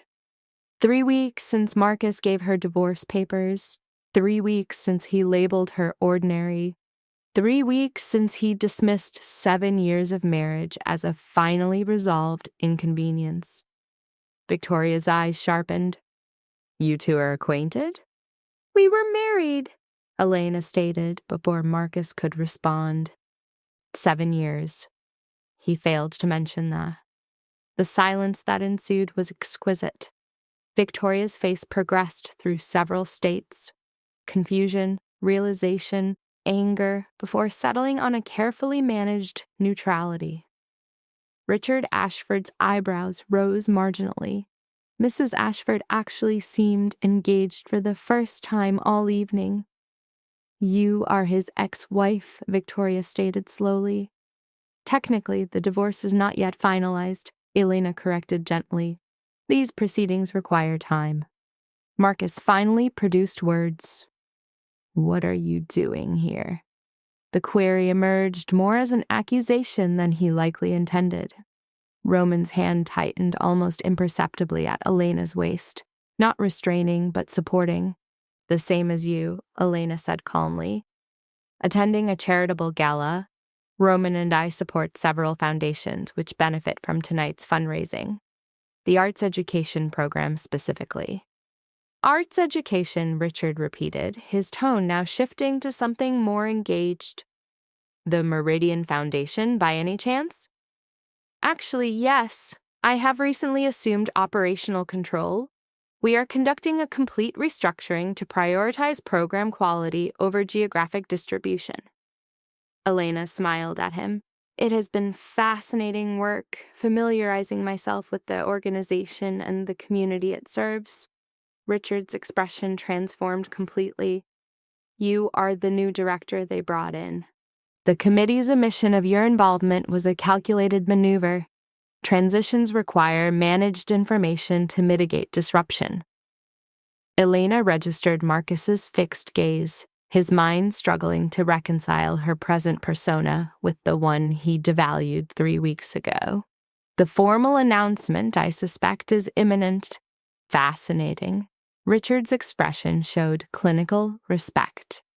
"I've noted the efficacy of your new protocols. Centralizing assets to improve performance is a sound strategy." "Acknowledged. The work is significant." Elena paused, then stated with calculated neutrality, "Roman and I share a belief in investing beyond financial metrics. Philanthropy in arts for at-risk youth presents as a logical starting point." The subtext was precise and impactful.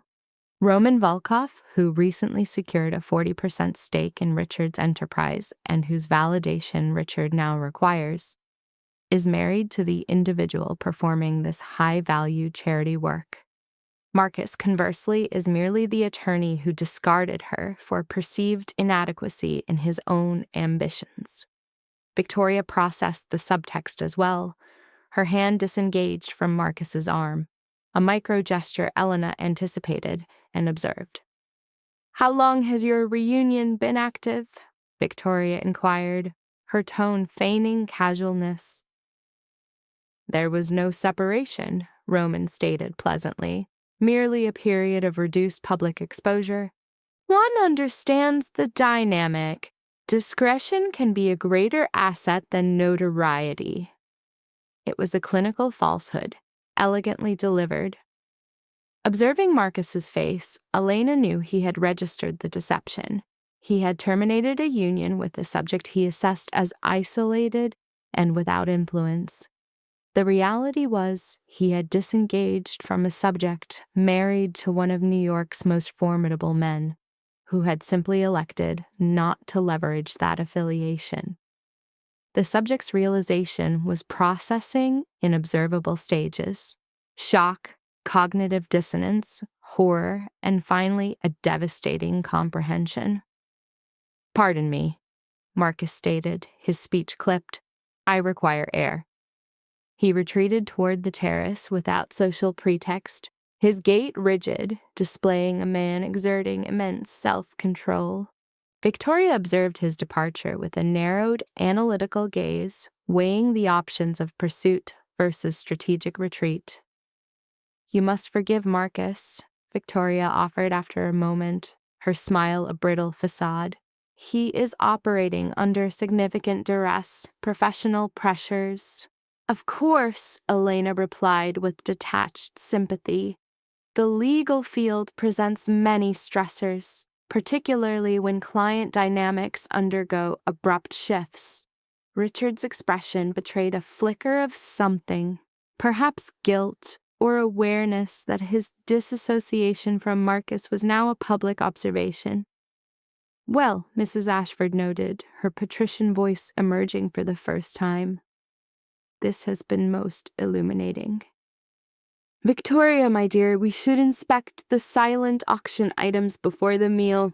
The directive was a clear social extraction maneuver, a means to disengage from a deteriorating social dynamic.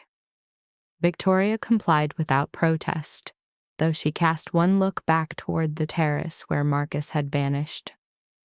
Once isolated, Elena released a breath she hadn't consciously retained. "Your performance was effective," Roman murmured. "More than effective. Richard is impressed. Victoria is reevaluating her attachment to Marcus, and Marcus is undergoing what appears to be an existential crisis. A wave of nausea is rising. Not in that gown. Anastasia would hold us both accountable." Roman escorted her to their table, which was strategically located on the opposite side of the room from the Ashfords. "Be seated. Regulate your breathing. The primary stressor has passed." Victor appeared from nearby, presenting a glass of water that Elena took automatically. "That was executed perfectly," Victor observed, taking the adjacent seat. "Richard is already circulating information about your foundation's activities. Victoria presents as someone reconsidering her primary attachment, and Marcus," he glanced towards the terrace, "Marcus is internalizing a costly lesson on the dangers of assumption." Elena consumed the water, attempting to mitigate the tremors in her hands. The objective was met. She had confronted Marcus, demonstrated the magnitude of his miscalculation, and publicly confirmed his catastrophic error in judgment. The outcome should elicit satisfaction, a sense of triumph. Instead, she registered a profound emptiness. "I require a moment," she announced, rising. "I am heading to the restroom. Do you require my accompaniment?" Victor offered. "No. A moment of solitude is all that is required. I will be stable." The women's lounge was fortunately unoccupied, all polished marble and high-cost fixtures. Elena braced herself against the counter, observing her reflection, trying to align the external image with her internal state. The reflection appeared composed, powerful, a victor. Her somatic experience was that of having brutalized a wounded animal. The door opened and Victoria Ashford entered, pausing abruptly upon seeing Elena. For an interval there was only silence. Then Victoria approached the mirror, adjusting her lipstick with a focus meant to procure time for thought. "So," Victoria stated at last, her gaze indirect, "you are the former spouse. The current spouse, technically, of Roman. I assume the dissolution from Marcus is not yet official. Because you were partnered with another during the entire union." Victoria's laugh was acrid. "Is Marcus aware you were married to Roman when you married him?" "My understanding was that I was divorced. The documents were never finalized." Elena studied Victoria's reflection. "For what it's worth, this information was also new to me until recently. How opportune. It was not. It was a complication." Elena paused. "What narrative did Marcus provide you about me?" "Only that you were his wife. That the union failed, that you were not." Victoria censored herself. "Not what? Sufficiently valuable, ambitious, or connected?" Victoria's lack of response was confirmation. "He presented similar rationales for my own dismissal," Elena stated, in a low, clinical tone. "That my presence made him appear average, that I was incompatible with his new life, that he required an individual who reflected his ambitions." She met Victoria's eyes in the reflection. "Did he articulate any of this to you?" "Components of it." Victoria's voice was guarded. "He said you had diverged?" that your objectives differed. Our objectives did differ. I required a partner. He required an asset. Elena moved to a basin, washing her hands as a displacement activity. For what it is worth, I am not present to create complications for you. I am here to present Marcus with the data of his loss. Your position is merely collateral. Collateral? Victoria echoed. That is a sanitized term for dismantling his career and relationship to validate a point. I am not dismantling anything. I am simply operating within my authentic life, rather than the constricted one I was occupying. If that reality dismantles Marcus, it is more indicative of his fragile construct than of my actions. Victoria turned, facing her directly. You are with Roman Volkov, the man who just acquired 40% of my father's corporation. I am, and you are directing the Meridian Foundation. I am. And what precisely was your function while married to Marcus? Domestic simulation? The query held less hostility than genuine cognitive dissonance, as if Victoria could not reconcile the subject before her with Marcus's depiction. I was in a state of concealment, Elena stated factually. I disengaged from Roman 7 years ago, believing I desired a normative, low-threat existence. I assessed that Marcus could provide that. As it turns out, I was merely exchanging one form of performance for another. And at this time, I am ceasing all performances. I am actualizing my identity with all the inherent power, affiliations, and resources that entails. Elena dried her hands on a linen towel whose cost likely exceeded her prior food budget. Marcus desired a powerful and connected partner. He had one. His diagnostic skills were simply inadequate. Victoria processed this information, her expression unreadable. My father is already creating distance from him. The pattern is observable. His redirection of Marcus's calls, his exclusion from meetings. Your husband's engagement merely expedited an existing process. I am aware, and you are indifferent. I am not indifferent. My empathy is simply insufficient to motivate intervention. Elena moved to the exit, then paused. Victoria, for what it's worth, you appear intelligent enough to identify a failing system. You may want to locate an exit strategy before you are submerged with it. She departed before Victoria could formulate a reply, re-entering the auditory and visual stimulus of the ballroom. Dinner service had commenced, attendees locating their designated tables. Roman made eye contact from across the room, a nonverbal inquiry. Elena signaled that she was stable, or functionally so. The terrace doors remained open, warm air creating a thermal contrast with the venue's climate control. Elena could see Marcus outside, leaning on the railing, his gaze unfocused. He appeared diminished from this perspective. She was supposed to feel vindicated. This was the desired outcome. Marcus comprehending his loss, observing the collapse of his projected future, learning that underestimating others carries significant consequences. Instead, she felt only fatigue. Second assessments? Victor asked, materializing at her side with champagne. A variant of that. Elena accepted the glass.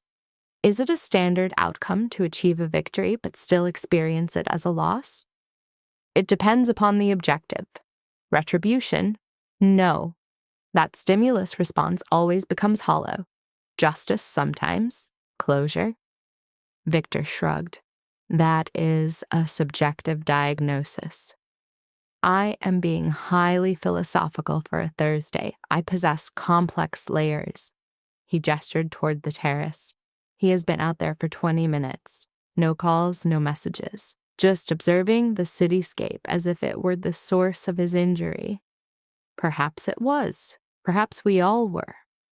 Elena sipped the champagne. I am processing what Roman said, that this is about closure, not revenge. But I'm no longer certain I can differentiate between the two states. The distinction lies in the subsequent psychological process. A revenge compulsion is cyclical, requiring escalation and sustained emotional input. Closure is a terminal state. The subject rectifies the narrative, then disengages. Victor's demeanor was clinical. His question was a diagnostic probe. Elena processed this inquiry through the social rituals of the evening, the dinner, the addresses, the auction, the performative networking. She enacted the role of Mrs. Volkoff with increasing automaticity while her subconscious analyzed Victor's query. Was this a retributive or a resolving act? The question was still under analysis when Marcus reappeared, his presence in the crowd significantly diminished. He did not initiate contact, avoiding a direct re-engagement. He merely occupied the same area, a figure of reduced status, as Victoria maintained a calculated proximity and Richard demonstrated complete avoidance. At approximately 11 o'clock, as the function concluded, Elena found herself at the coat check concurrently with Marcus. They occupied the space with palpable tension, awaiting their belongings, averting ocular contact. Marcus initiated verbalization. The information was withheld. Elena did not feign ignorance of his reference. A direct query was never made. I inquired about your history. You classified it as unremarkable, devoid of significant data. I stated my history was complex and that I preferred non-disclosure. You perceived what your cognitive bias required. Elena received her rap from the attendant. You required simplicity, Marcus. I provided a simulation of it. It lacked authenticity. 7 years. His vocal tone was abraded. For 7 years, my true identity was unknown to you. For 7 years, you lacked sufficient interest to investigate. Elena pivoted to face him directly for the first time since the primary confrontation. You desired a spouse who provided comfort, who avoided challenge, who remained diminutive to amplify your own sense of grandiosity. I fulfilled that exact psychological profile. The error was not my concealment of self. It was your palpable relief at my complicity. Marcus's facial expression contorted. That is an unfair assessment. Fairness is not a relevant variable here, Marcus. Terminating our marriage on its anniversary was not fair. Labeling me as ordinary was not fair. Your utilitarian use of me for 7 years before discarding me was not fair. Elena's vocalization remained modulated, almost clinical. I am not present to litigate fairness. I am here to demonstrate that the mundane persona you perceived was a construct. It was a role I performed, and the performance is now concluded. Is this a revenge protocol? This is my authentic state of being. You are the one who has classified that state as a threat. Roman materialized at this juncture, his timing characteristically precise. Ready? He inquired of Elena, presenting his arm. Yes. She addressed Marcus a final time. Goodbye, Marcus. I hope you acquire what you are seeking. I genuinely do. I simply hope that upon finding it, you possess the cognitive capacity to recognize it. They left him in that position, exiting into the cool night air where Victor had the vehicle prepared. Elena did not look back. It was unnecessary. The objective of her attendance, be it revenge, closure, or vindication, was now complete. In the vehicle, Roman held her hand. What is your affective state? Elena processed the query with self-awareness, a concurrent state of emptiness, satisfaction, sorrow, and relief. Is that a normative response? Following an event of this nature? Yes. Roman applied pressure to her hand. You confronted your past trauma and remained neurologically intact. That warrants emotional complexity. Victor, seated opposite them, was already using his device. Marcus has departed, unaccompanied. Victoria remains with her parental units. Permit me to deduce, Elena stated, she is mitigating her losses. A logical subject. Richard is already initiating inquiries for new legal representation. Whitmore and Chen will receive formal notification by Monday. Victor looked up from his device. The process is terminated, Elena. The trajectory of Marcus Hale has achieved terminal velocity. By the following week, he will be fortunate to maintain his employment, let alone his partnership candidacy.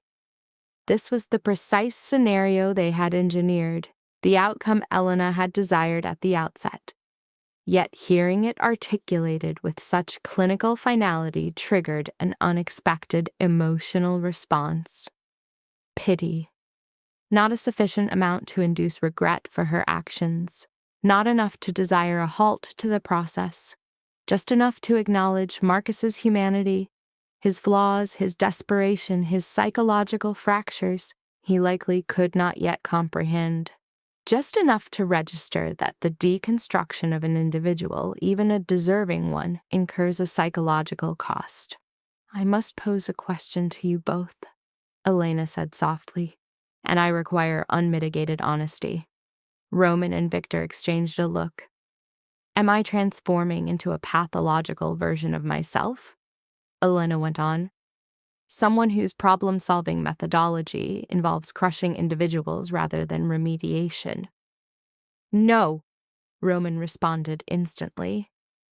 You are becoming someone who grasps that individuals must sometimes experience the consequences of their actions. That is not cruelty, it is a system of accountability. Victor paused longer before responding. I believe you are learning to wield power rather than flee from it. Whether that results in a negative transformation is contingent upon your next actions. Tonight's operation centered on Marcus. Tomorrow can focus on another objective, another subject. The Foundation's operations, the philanthropic endeavors, the manner in which you apply influence for objectives beyond personal retribution. He met her gaze. You are not defined by your most extreme behaviors, Elena. You are defined by the aggregate pattern. So what pattern are you constructing? The question remained in Elena's psyche during the journey home, the elevator ascent, and the ritual of removing the gown, the shoes, the armor she had worn.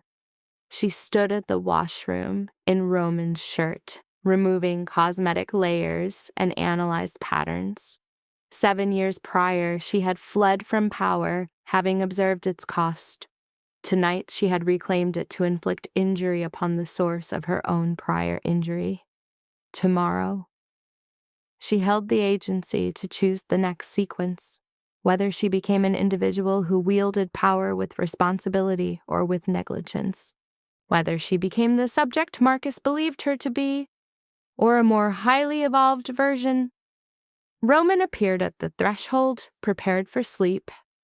Your cognitive processes are audible again, a symptom of the evening's events. Elena dried her face. Thank you. For what? For permitting the evening to be psychologically complex, for not forcing a binary choice between satisfaction and humanity. She turned to him.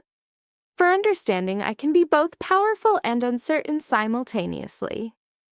You do not need to thank me for accurate perception. Roman drew her close, and Elena allowed herself to accept the support. That is simply a function of love. Later, in bed, as Roman's respiration stabilized beside her, Elena reviewed the data from the event. Marcus's expression upon realization, Victoria's tactical distancing, Richard's fluid pivot from a non-viable asset, and the hollow affect of succeeding in a zero-sum game. Her device vibrated on the nightstand. a communication from an unlisted number. I am sorry for everything. You deserved a better outcome. MC Elena observed the message for a prolonged period. The gesture was insufficient and delayed, a fact known to both parties. Yet it was also a human act, genuine in a way Marcus seldom achieved, an admission of failure, an understanding of his loss, a suggestion that beneath the ambition and calculation existed a consciousness capable of recognizing its errors. She did not reply. No response was necessary. The message was not a request for absolution or a second attempt. It was a statement, an ending. Elena deleted it and placed her phone down. Tomorrow, her focus would be on the foundation, on constructing something of substance, on being the person she chose to be rather than the one Marcus had misdiagnosed. Tonight, she would enter a state of rest. Upon waking, she would begin to define herself by her constructions, not her deconstructions. This, at last, felt like cognitive closure. The morning following the gala presented with an overcast sky, suggesting precipitation without confirming it. Elena awoke to find Roman already departed, a note on his pillow in his precise script. Early engagement coffee is prepared. Allocate the day to yourself. R. She processed the gesture with an appreciation that was difficult to verbalize. After the previous night's display, for it was a performance, a meticulously planned demonstration of power and reclamation, the absence of external demands felt like a vital resource. Elena took her coffee to the windows and observed the city's activation. From this elevation, the individuals below resembled pieces on a game board, their movements forming patterns they likely perceived as random, but which were, in fact, highly predictable. Work, residence, consumption, sleep, repeat. She had been one of those pieces for 7 years, operating within Marcus's narrative, performing the role he had assigned. This would not be repeated. Her phone vibrated with a text from Victor. Whitmore and Chen have just announced the non-renewal of Marcus's contract. He is terminated by month's end. I assessed you would want this information. Elena stared at the text. This was the conclusion, the final event in the causal chain. Marcus would not just lose partnership. His entire employment was terminated. His career, his bond with Victoria, his structured future, all liquidated. She waited for the anticipated surge of satisfaction, the vindication she had pursued for 3 weeks. It did not manifest. Instead, she experienced a state more akin to systemic exhaustion. "Thanks for the update," she typed in response. "Shall I maintain surveillance?" Elena considered the question. Did she require continued monitoring of every detail of Marcus's collapse? To observe his psychological spiral in real time, to collect data on his suffering as if they were specimens? "No," she wrote back, "I am disengaging. Let him navigate his own life." The reply was immediate. "Good. That indicates growth." Elena set down her phone and finished her coffee in silence. Victor's assessment was correct. It was growth. The iteration of herself from 3 weeks prior, the one who absorbed Marcus's dismissal with silent devastation, would have required observation of his incineration, would have metabolized his pain as a homeostatic corrective for her own. Yet that prior manifestation of the subject was predicated on a state of profound helplessness, a trauma demanding external acknowledgement. The current subject, residing in a penthouse, clad in silk sleepwear exceeding the value of her former vehicle, married to a figure of significant urban influence, and directing a meaningful foundation, operated from a different psychological baseline. This iteration could project magnanimity or, at minimum, clinical detachment. The dissolution documents were delivered that afternoon. The subject, Elena, affixed her signature absent any ceremony or the anticipated emotional gravity. They were merely instruments, the legal codification of a bond that had terminated weeks prior in all functional respects. Marcus could proceed with the official dissolution. She no longer required the designation of his former spouse, possessing superior titles now. A week hence, Elena observed a group of 15 adolescents creating a mural within the Meridian Foundation's primary classroom. The consolidation strategy presented to the board had received unanimous consent, its execution already yielding measurable outcomes. 3 disparate programs were now a singular, focused initiative, benefiting from triple the funding with half the administrative burden. The young artists, aged 13 to 17, represented a spectrum of histories and aptitudes, unified by a shared lack of prior access to quality artistic mentorship. The head instructor, Jasmine, a 6-year veteran of the foundation, stood alongside Elena, observing the process. This was not feasible within the previous framework, Jasmine noted in a low voice. We'd have had 5 youths in a leased church basement using materials we funded ourselves. Observe them now. Elena registered the scene. Professional-grade pigments, appropriate implements, a wall owned rather than borrowed. An instructor compensated at a professional rate, not one juggling multiple jobs to subsist. Youths acquiring tangible skills rather than being passively contained post-school. This is not charity, Elena stated. It's an investment. These individuals possess talent. We are merely providing the apparatus for its development. Nevertheless, it's significant that an individual is committed to proper execution.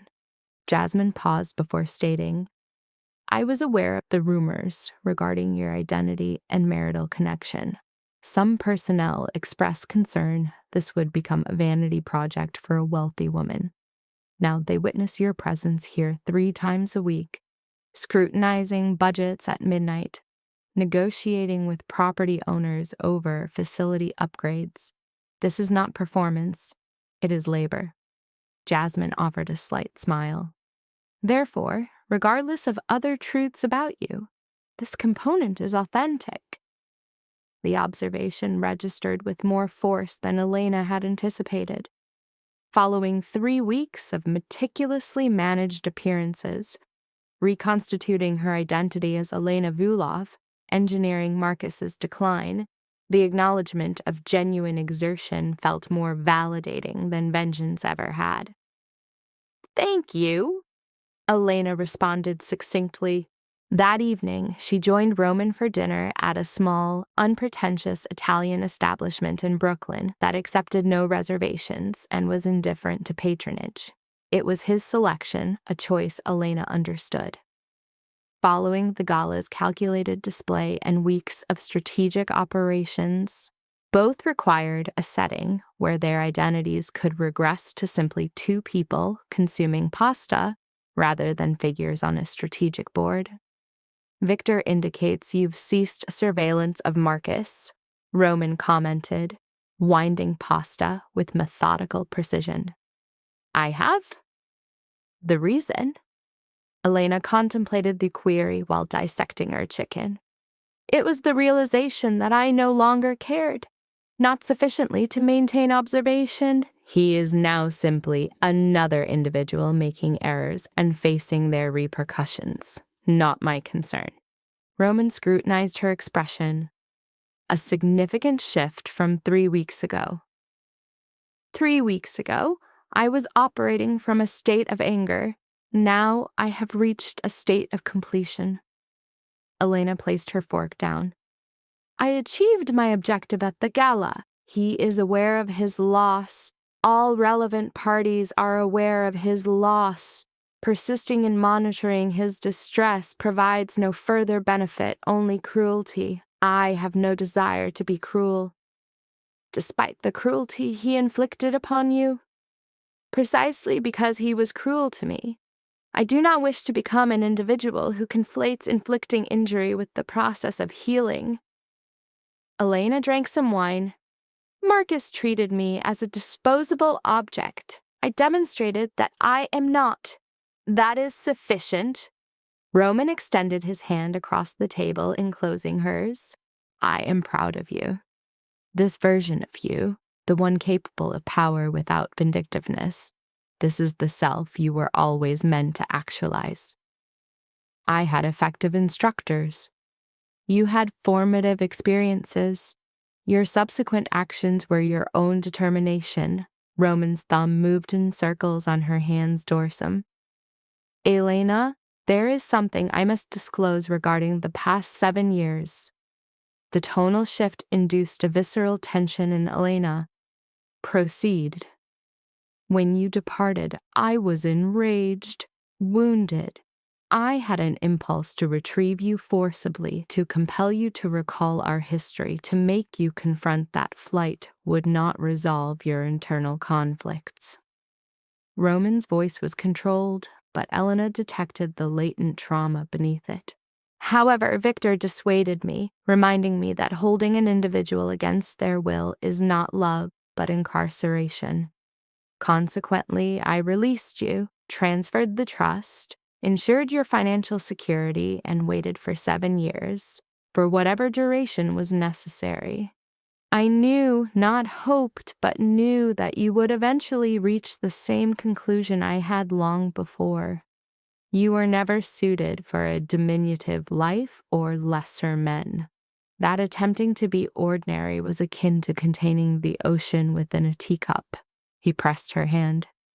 But this is the part I withheld. Approximately 2 years in, I experienced doubt. I began to consider my hypothesis might be incorrect. That perhaps you had genuinely achieved contentment with Marcus, that I should move on. Elena's chest constricted. What altered your assessment? I observed you in a grocery store within your neighborhood. You were acquiring items for dinner, appearing fatigued, navigating the aisles as if under a great burden. Marcus accompanied you, engrossed in his phone for the duration, not assisting. Entirely oblivious to you, I watched you attempt to gain his attention on 3 separate occasions. He ignored you each time. Roman's face remained deliberately impassive, and I understood then that you were not happy. You were merely concealing yourself, and eventually, concealment becomes an unsustainable state. Elena felt tears forming, the memory of that day resurfacing. She had been attempting to organize a dinner for Marcus's associates, to execute everything perfectly, to be the ideal supportive spouse. He, meanwhile, had been occupied with a work call, treating her as part of the environment. You witnessed that and remained silent? What could I have said? Your husband treats you poorly. Return to me. You would have interpreted it as manipulation. The decision had to be yours, Elena. The recognition had to originate from you. Roman raised her hand to his lips. But observing you realize your error in slow motion over 5 years was the most difficult undertaking of my life. Why are you revealing this now? Because I require you to comprehend something. The patience I afforded you, the understanding, the willingness to wait, that is anomalous in my world. In my world, individuals are categorized as assets or obstacles. They are either useful or they are not. They provide value or they are excised. Roman's gaze held hers. But you were never an asset to me, Elena. You were always a person. Complex, obstinate, brilliant, flawed. And I loved all of it, even the facets that compelled you to flee. Elena registered that she was weeping, tears descending her face in this mundane restaurant where they were merely 2 individuals at dinner. That is the fundamental difference between you and Marcus, she said quietly. He loved what I could provide for him. You loved who I was. Precisely. And that is what I need you to retain moving forward. Power is alluring, control is addictive, but the instant you begin to perceive individuals as components rather than people, you forfeit the very thing that makes power worthwhile. Roman cleared a tear from her cheek with his thumb. Remain human, Elena. Remain complex. Do not permit this world to render you simple. The waiter materialized then, visibly discomfited by the interruption of an emotional exchange, and they utilized the moment to reset. They ordered dessert, shifted topics, discussed the foundation, Roman's enterprise, and Victor's romantic life, which was reportedly comical. By the time of their departure, Elena felt more psychologically stable, with a clearer sense of her desired identity. 2 months post-gala, while reviewing quarterly foundation budgets, Elena's assistant knocked. "There is someone here to see you," Maria announced, "without an appointment. She claims it's a personal matter." "Who is it?" "Victoria Ashford." Elena's hand paused its movement. She had not encountered Victoria since the gala, nor had she devoted much thought to her beyond a passing curiosity regarding the outcome with Marcus. The fact of her unannounced presence was notable. Admit her. Victoria came in dressed in business attire, a departure from her designer gala wear, appearing simultaneously older and younger. She remained positioned uncertainly at the threshold until Elena indicated a chair. "Thank you for agreeing to see me," Victoria stated, seating herself with palpable unease. "I am curious as to the reason for your visit." "To be honest, I am not entirely certain myself." Victoria's hands fidgeted in her lap. "I have been reflecting on that night, on your statement in the restroom about being collateral damage, and you were correct. I was. Marcus was utilizing me in the same manner he utilized you, for what I symbolized rather than for who I was. The distinction is that I failed to recognize it until you facilitated the insight." Victoria's tone was low but firm. "After the gala, after my father severed ties with him, Marcus disintegrated. He began calling incessantly, appearing at my residence, attempting to persuade me that we could salvage the situation. He was incapable of comprehending why I would not rescue him." "Did you?" "No, because I finally perceived what you had perceived years prior, that he did not desire me. He desired access to my father's capital and network. The moment those were withdrawn, I became as disposable as you had been." Victoria made direct eye contact with Elena. "It is not my function to offer absolution for the subject, but rather to present my own apology for complicity in the subject's distress, however unintentional." Elena processed this data, attempting to categorize her own emotional response. A conflict between anger and vindication? "You had no obligation," Elena stated. "You were unaware of my existence. Marcus ensured this outcome. I should have engaged in more thorough inquiry. I should have questioned why a subject with Marcus's apparent ambition accepted a divorce settlement so conspicuously disadvantageous. The behavioral indicators were present." Victoria gestured dismissively. "But my confirmation bias was strong. He served a purpose for me, one that I cannot retrospectively justify. We were in a state of mutual exploitation, a fact neither of us possessed the honesty to acknowledge." "What was his disposition following the event?" "The last report indicated he accepted a role at a subordinate firm, involving a significant reduction in compensation and no path to advancement. He relocated from the urban center." Victoria's facial expression remained neutral. "He initiated contact on several occasions, always with the objective of relational reinstatement, never to analyze the core dysfunction. I eventually terminated his access. Elena recalled Marcus's text message on the night of the gala, the sole instance of genuine acknowledgement observed. Perhaps that was the subject's single moment of lucidity before regressing to the behavioral patterns that precipitated his current state. "I regret that outcome," Elena said with sincerity. "Do you?" It would not be an irrational response to derive satisfaction from his professional collapse. I anticipated such a reaction in myself. As it happens, retribution provides less catharsis than is commonly believed. Elena repositioned herself. "Victoria, permit me a question. That night upon identifying me, was your primary emotion betrayal by Marcus, or disappointment at the failure of your strategic objective?" Victoria processed the query with observable candor. "A combination, perhaps weighted toward the latter, which is a poor reflection on my character." She paused. "But this is a factor in my presence here. Observing you at that gala, seeing the functional life you had constructed with purpose, power, and substantive work, I recognized that my own methods mirrored those of Marcus, a focus on optics and affiliations over substance, on role-playing over authentic being. And you wish to alter this pattern? I wish to make an attempt. It is for this reason," Victoria inhaled, exhibiting clear anxiety, "that I am here.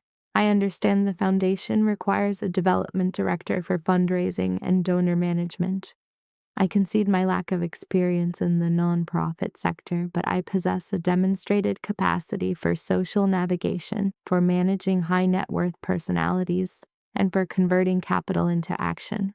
I want to apply these skills toward a meaningful objective, rather than merely reinforcing my father's ego." Elena showed visible surprise. "You wish to work here. I know it is a presumptuous request. I am aware I am the last individual you would want in your proximity, but I am making the inquiry because I believe I could be an asset, and because I must prove to myself that my function can be more than ornamental." Victoria's vocal tone stabilized. "I am not soliciting a favor. I will submit to a formal interview, furnish references, and comply with all protocols. I am only requesting a chance." Elena assessed the individual before her, the one Marcus had selected as her replacement, who had been as much a victim of his machinations as Elena. She could detect the authentic need beneath Victoria's proposal, the desire for meaningful utility. She could also perceive the inherent risk.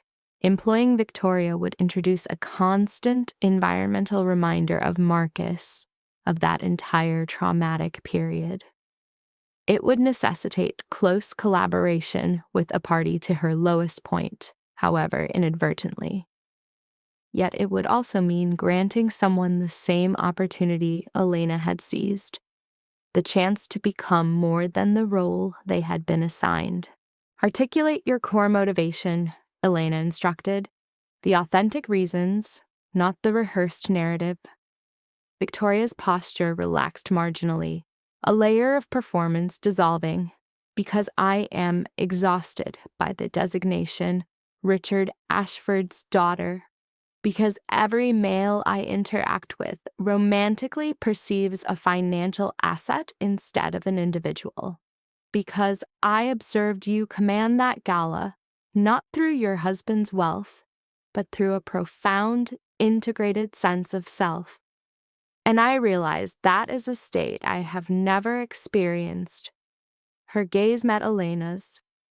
"Because I am 28 years old and have accomplished nothing of significance beyond enhancing my father's public image.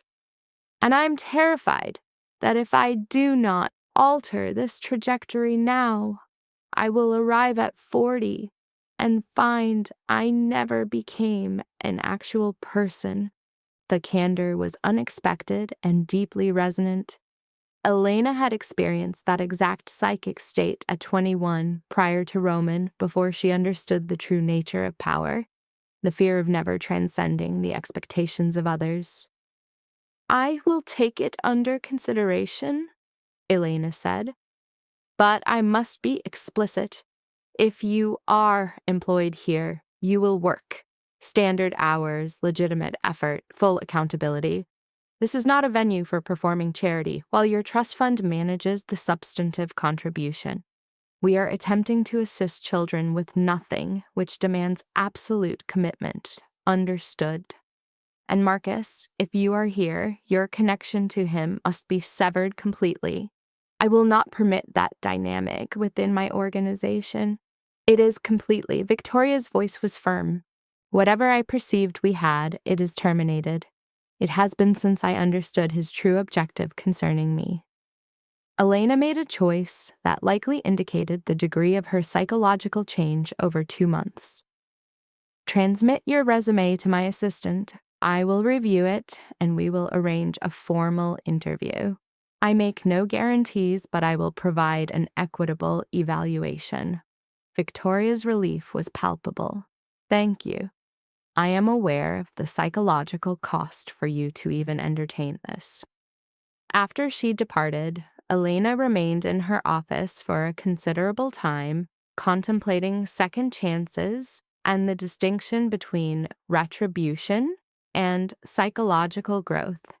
She could have dismissed Victoria without consideration, indulging in the minor cruelty of denying a genuinely expressed desire, but that action would have been about Marcus, about past traumas, about embodying the person the pain had conditioned her to be. Giving Victoria an opportunity was about becoming the person Elena chose to be, one who understood human complexity, the potential for growth, and that power, correctly applied, is for elevating others, not for crushing them. She contacted Roman. Victoria Ashford just solicited a position, she stated when he answered. "An interesting development. What was your response?" "That I would consider it." Roman was silent for a moment. "Are you certain?" "That introduces a complication. All things are complicated, but I assess her as genuine, and I believe she requires this in the same way I required the foundation, a chance to be something other than who people assume her to be." Elena paused. "Moreover, if I can work with her, if I can grant this opportunity and maintain a professional boundary free of historical context, then I have achieved genuine detachment from Marcus, truly moved past him, not just performed the act of moving past him. That is a wise position. High risk, but wise." Roman's tone conveyed approval. "You are constructing something of value there, Elena, beyond a mere foundation. It is an operative philosophy on the use of power. I am trying. Some days present fewer obstacles than others. That is the only way it functions. One decision at a time, choosing to be better rather than bitter." Roman paused. "Return home early this evening. I want to take you somewhere." "To what location?" "It is a surprise. Simply come home." The location proved to be the small apartment they occupied in the early stages of their marriage, before the penthouse and the empire, when Roman was in a state of acquisition rather than maintenance. He had preserved it all these years, Elena learned, maintained in its original state. "For what purpose?" she asked, standing in the living area, which appeared frozen in time. "Because I required a reminder of our origin point, of what we were before power, complications, and a 7-year separation." Roman moved to the window, which overlooked a view significantly less impressive than the penthouse. "I come here for perspective, to recall that everything I constructed was intended for us, not as a substitute for us." Elena moved through the compact space, her hand making contact with surfaces that triggered memory associations. the kitchen where they had prepared meals due to financial constraints, the bathroom where Roman had instructed her on treating a lip laceration from an altercation he engaged in for her protection, the bedroom where they had remained awake until dawn, formulating futures that seemed impossibly remote. "We experienced happiness here," she said quietly. "We did because our dynamic was simple here, not the lifestyle, the relationship. We were just two individuals attempting to construct something jointly." Roman stood beside her. "I want that again. Not the apartment or the simplicity, but the partnership, the sense that we are building together instead of you being obscured by my shadow or fleeing from it. I desire that as well. Then let us actualize it. Not as a function of Marcus or revenge or the reclamation of what was lost. Let us focus on what we are creating, the foundation, the life, the future." Roman turned her to face him. "I love you, Elena. I loved you during your concealment as Lara Quinn. I loved you through 7 years of observing you attempt to be someone else. And I love you now as you determine who you actually are. But I must know, are you here by choice, or because Marcus drove you back to me?" The question was both reasonable and terrifying.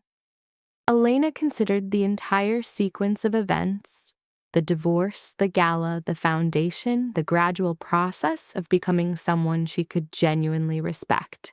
Both, she answered with honesty. Marcus was the catalyst.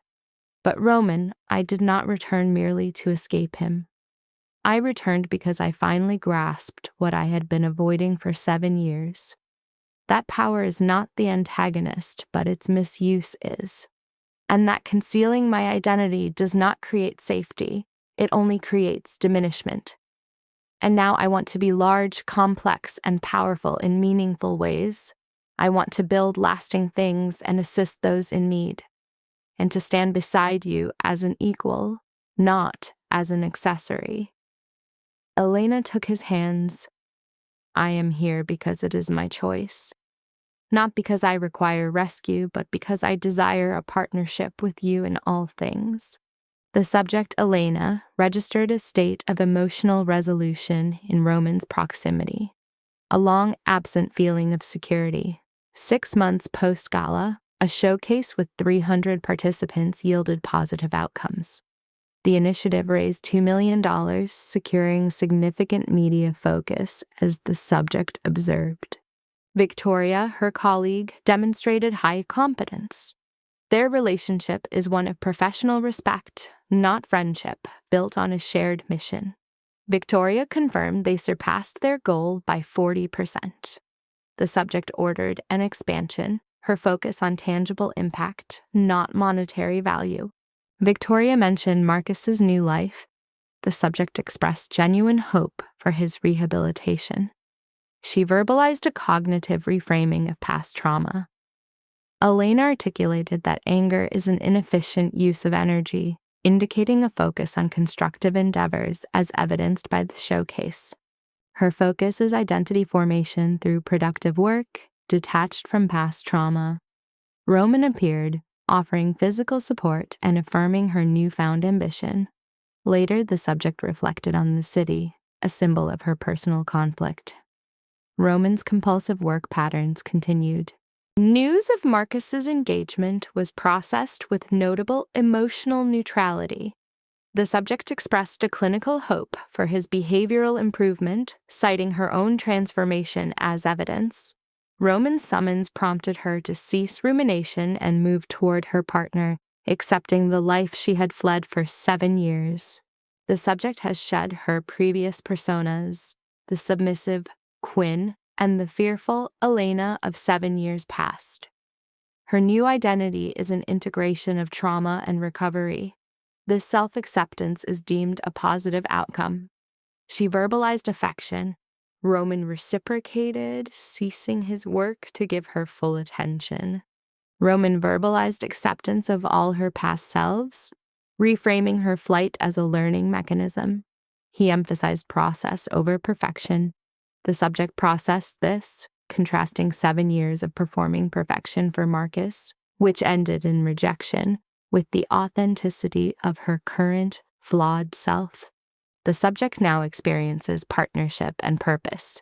She cognitively reframes Marcus's actions as an inadvertent catalyst for growth, forcing a choice. Her self-actualization led to a pro-social redefinition of power, a concept Marcus is unlikely to comprehend. This insight, which took the subject 7 years of suffering to grasp, is now being learned by Victoria. Elena no longer performs or hides, but exists as one individual among millions. She alternates between her powerful persona and her formerly suppressed one, navigating the nexus of influence and vulnerability. This state is acceptable to her. The subject has concluded that psychological integration, not fragmentation, is the goal. Her past 7 years of conditioned diminishment are over. Her future is dedicated to wholeness, embracing the very traits Marcus demanded she repress. She has ceased all performative and avoidant behaviors. Her future orientation is toward constructive growth, choosing pro-social applications of her power. The primary victory is defined as self-integration, not revenge. The subject achieves a state of calm, seemingly triggered by the stable presence of her partner, Roman. The subject's goal was resilience, not the absence of adversity. Marcus's efforts to suppress her failed to extinguish her inherent strength. She now sleeps soundly beside Roman, who facilitated her understanding that power and attachment can coexist, and vulnerability is not a weakness. Her future plans involve the Foundation and her alliance with Victoria, both women overcoming Marcus's pathological underestimation. With Roman, she is an equal. Tonight, she is at rest, her psyche integrated. The Quinn persona is terminated. The narrative of the actualized Elena Vulov commences.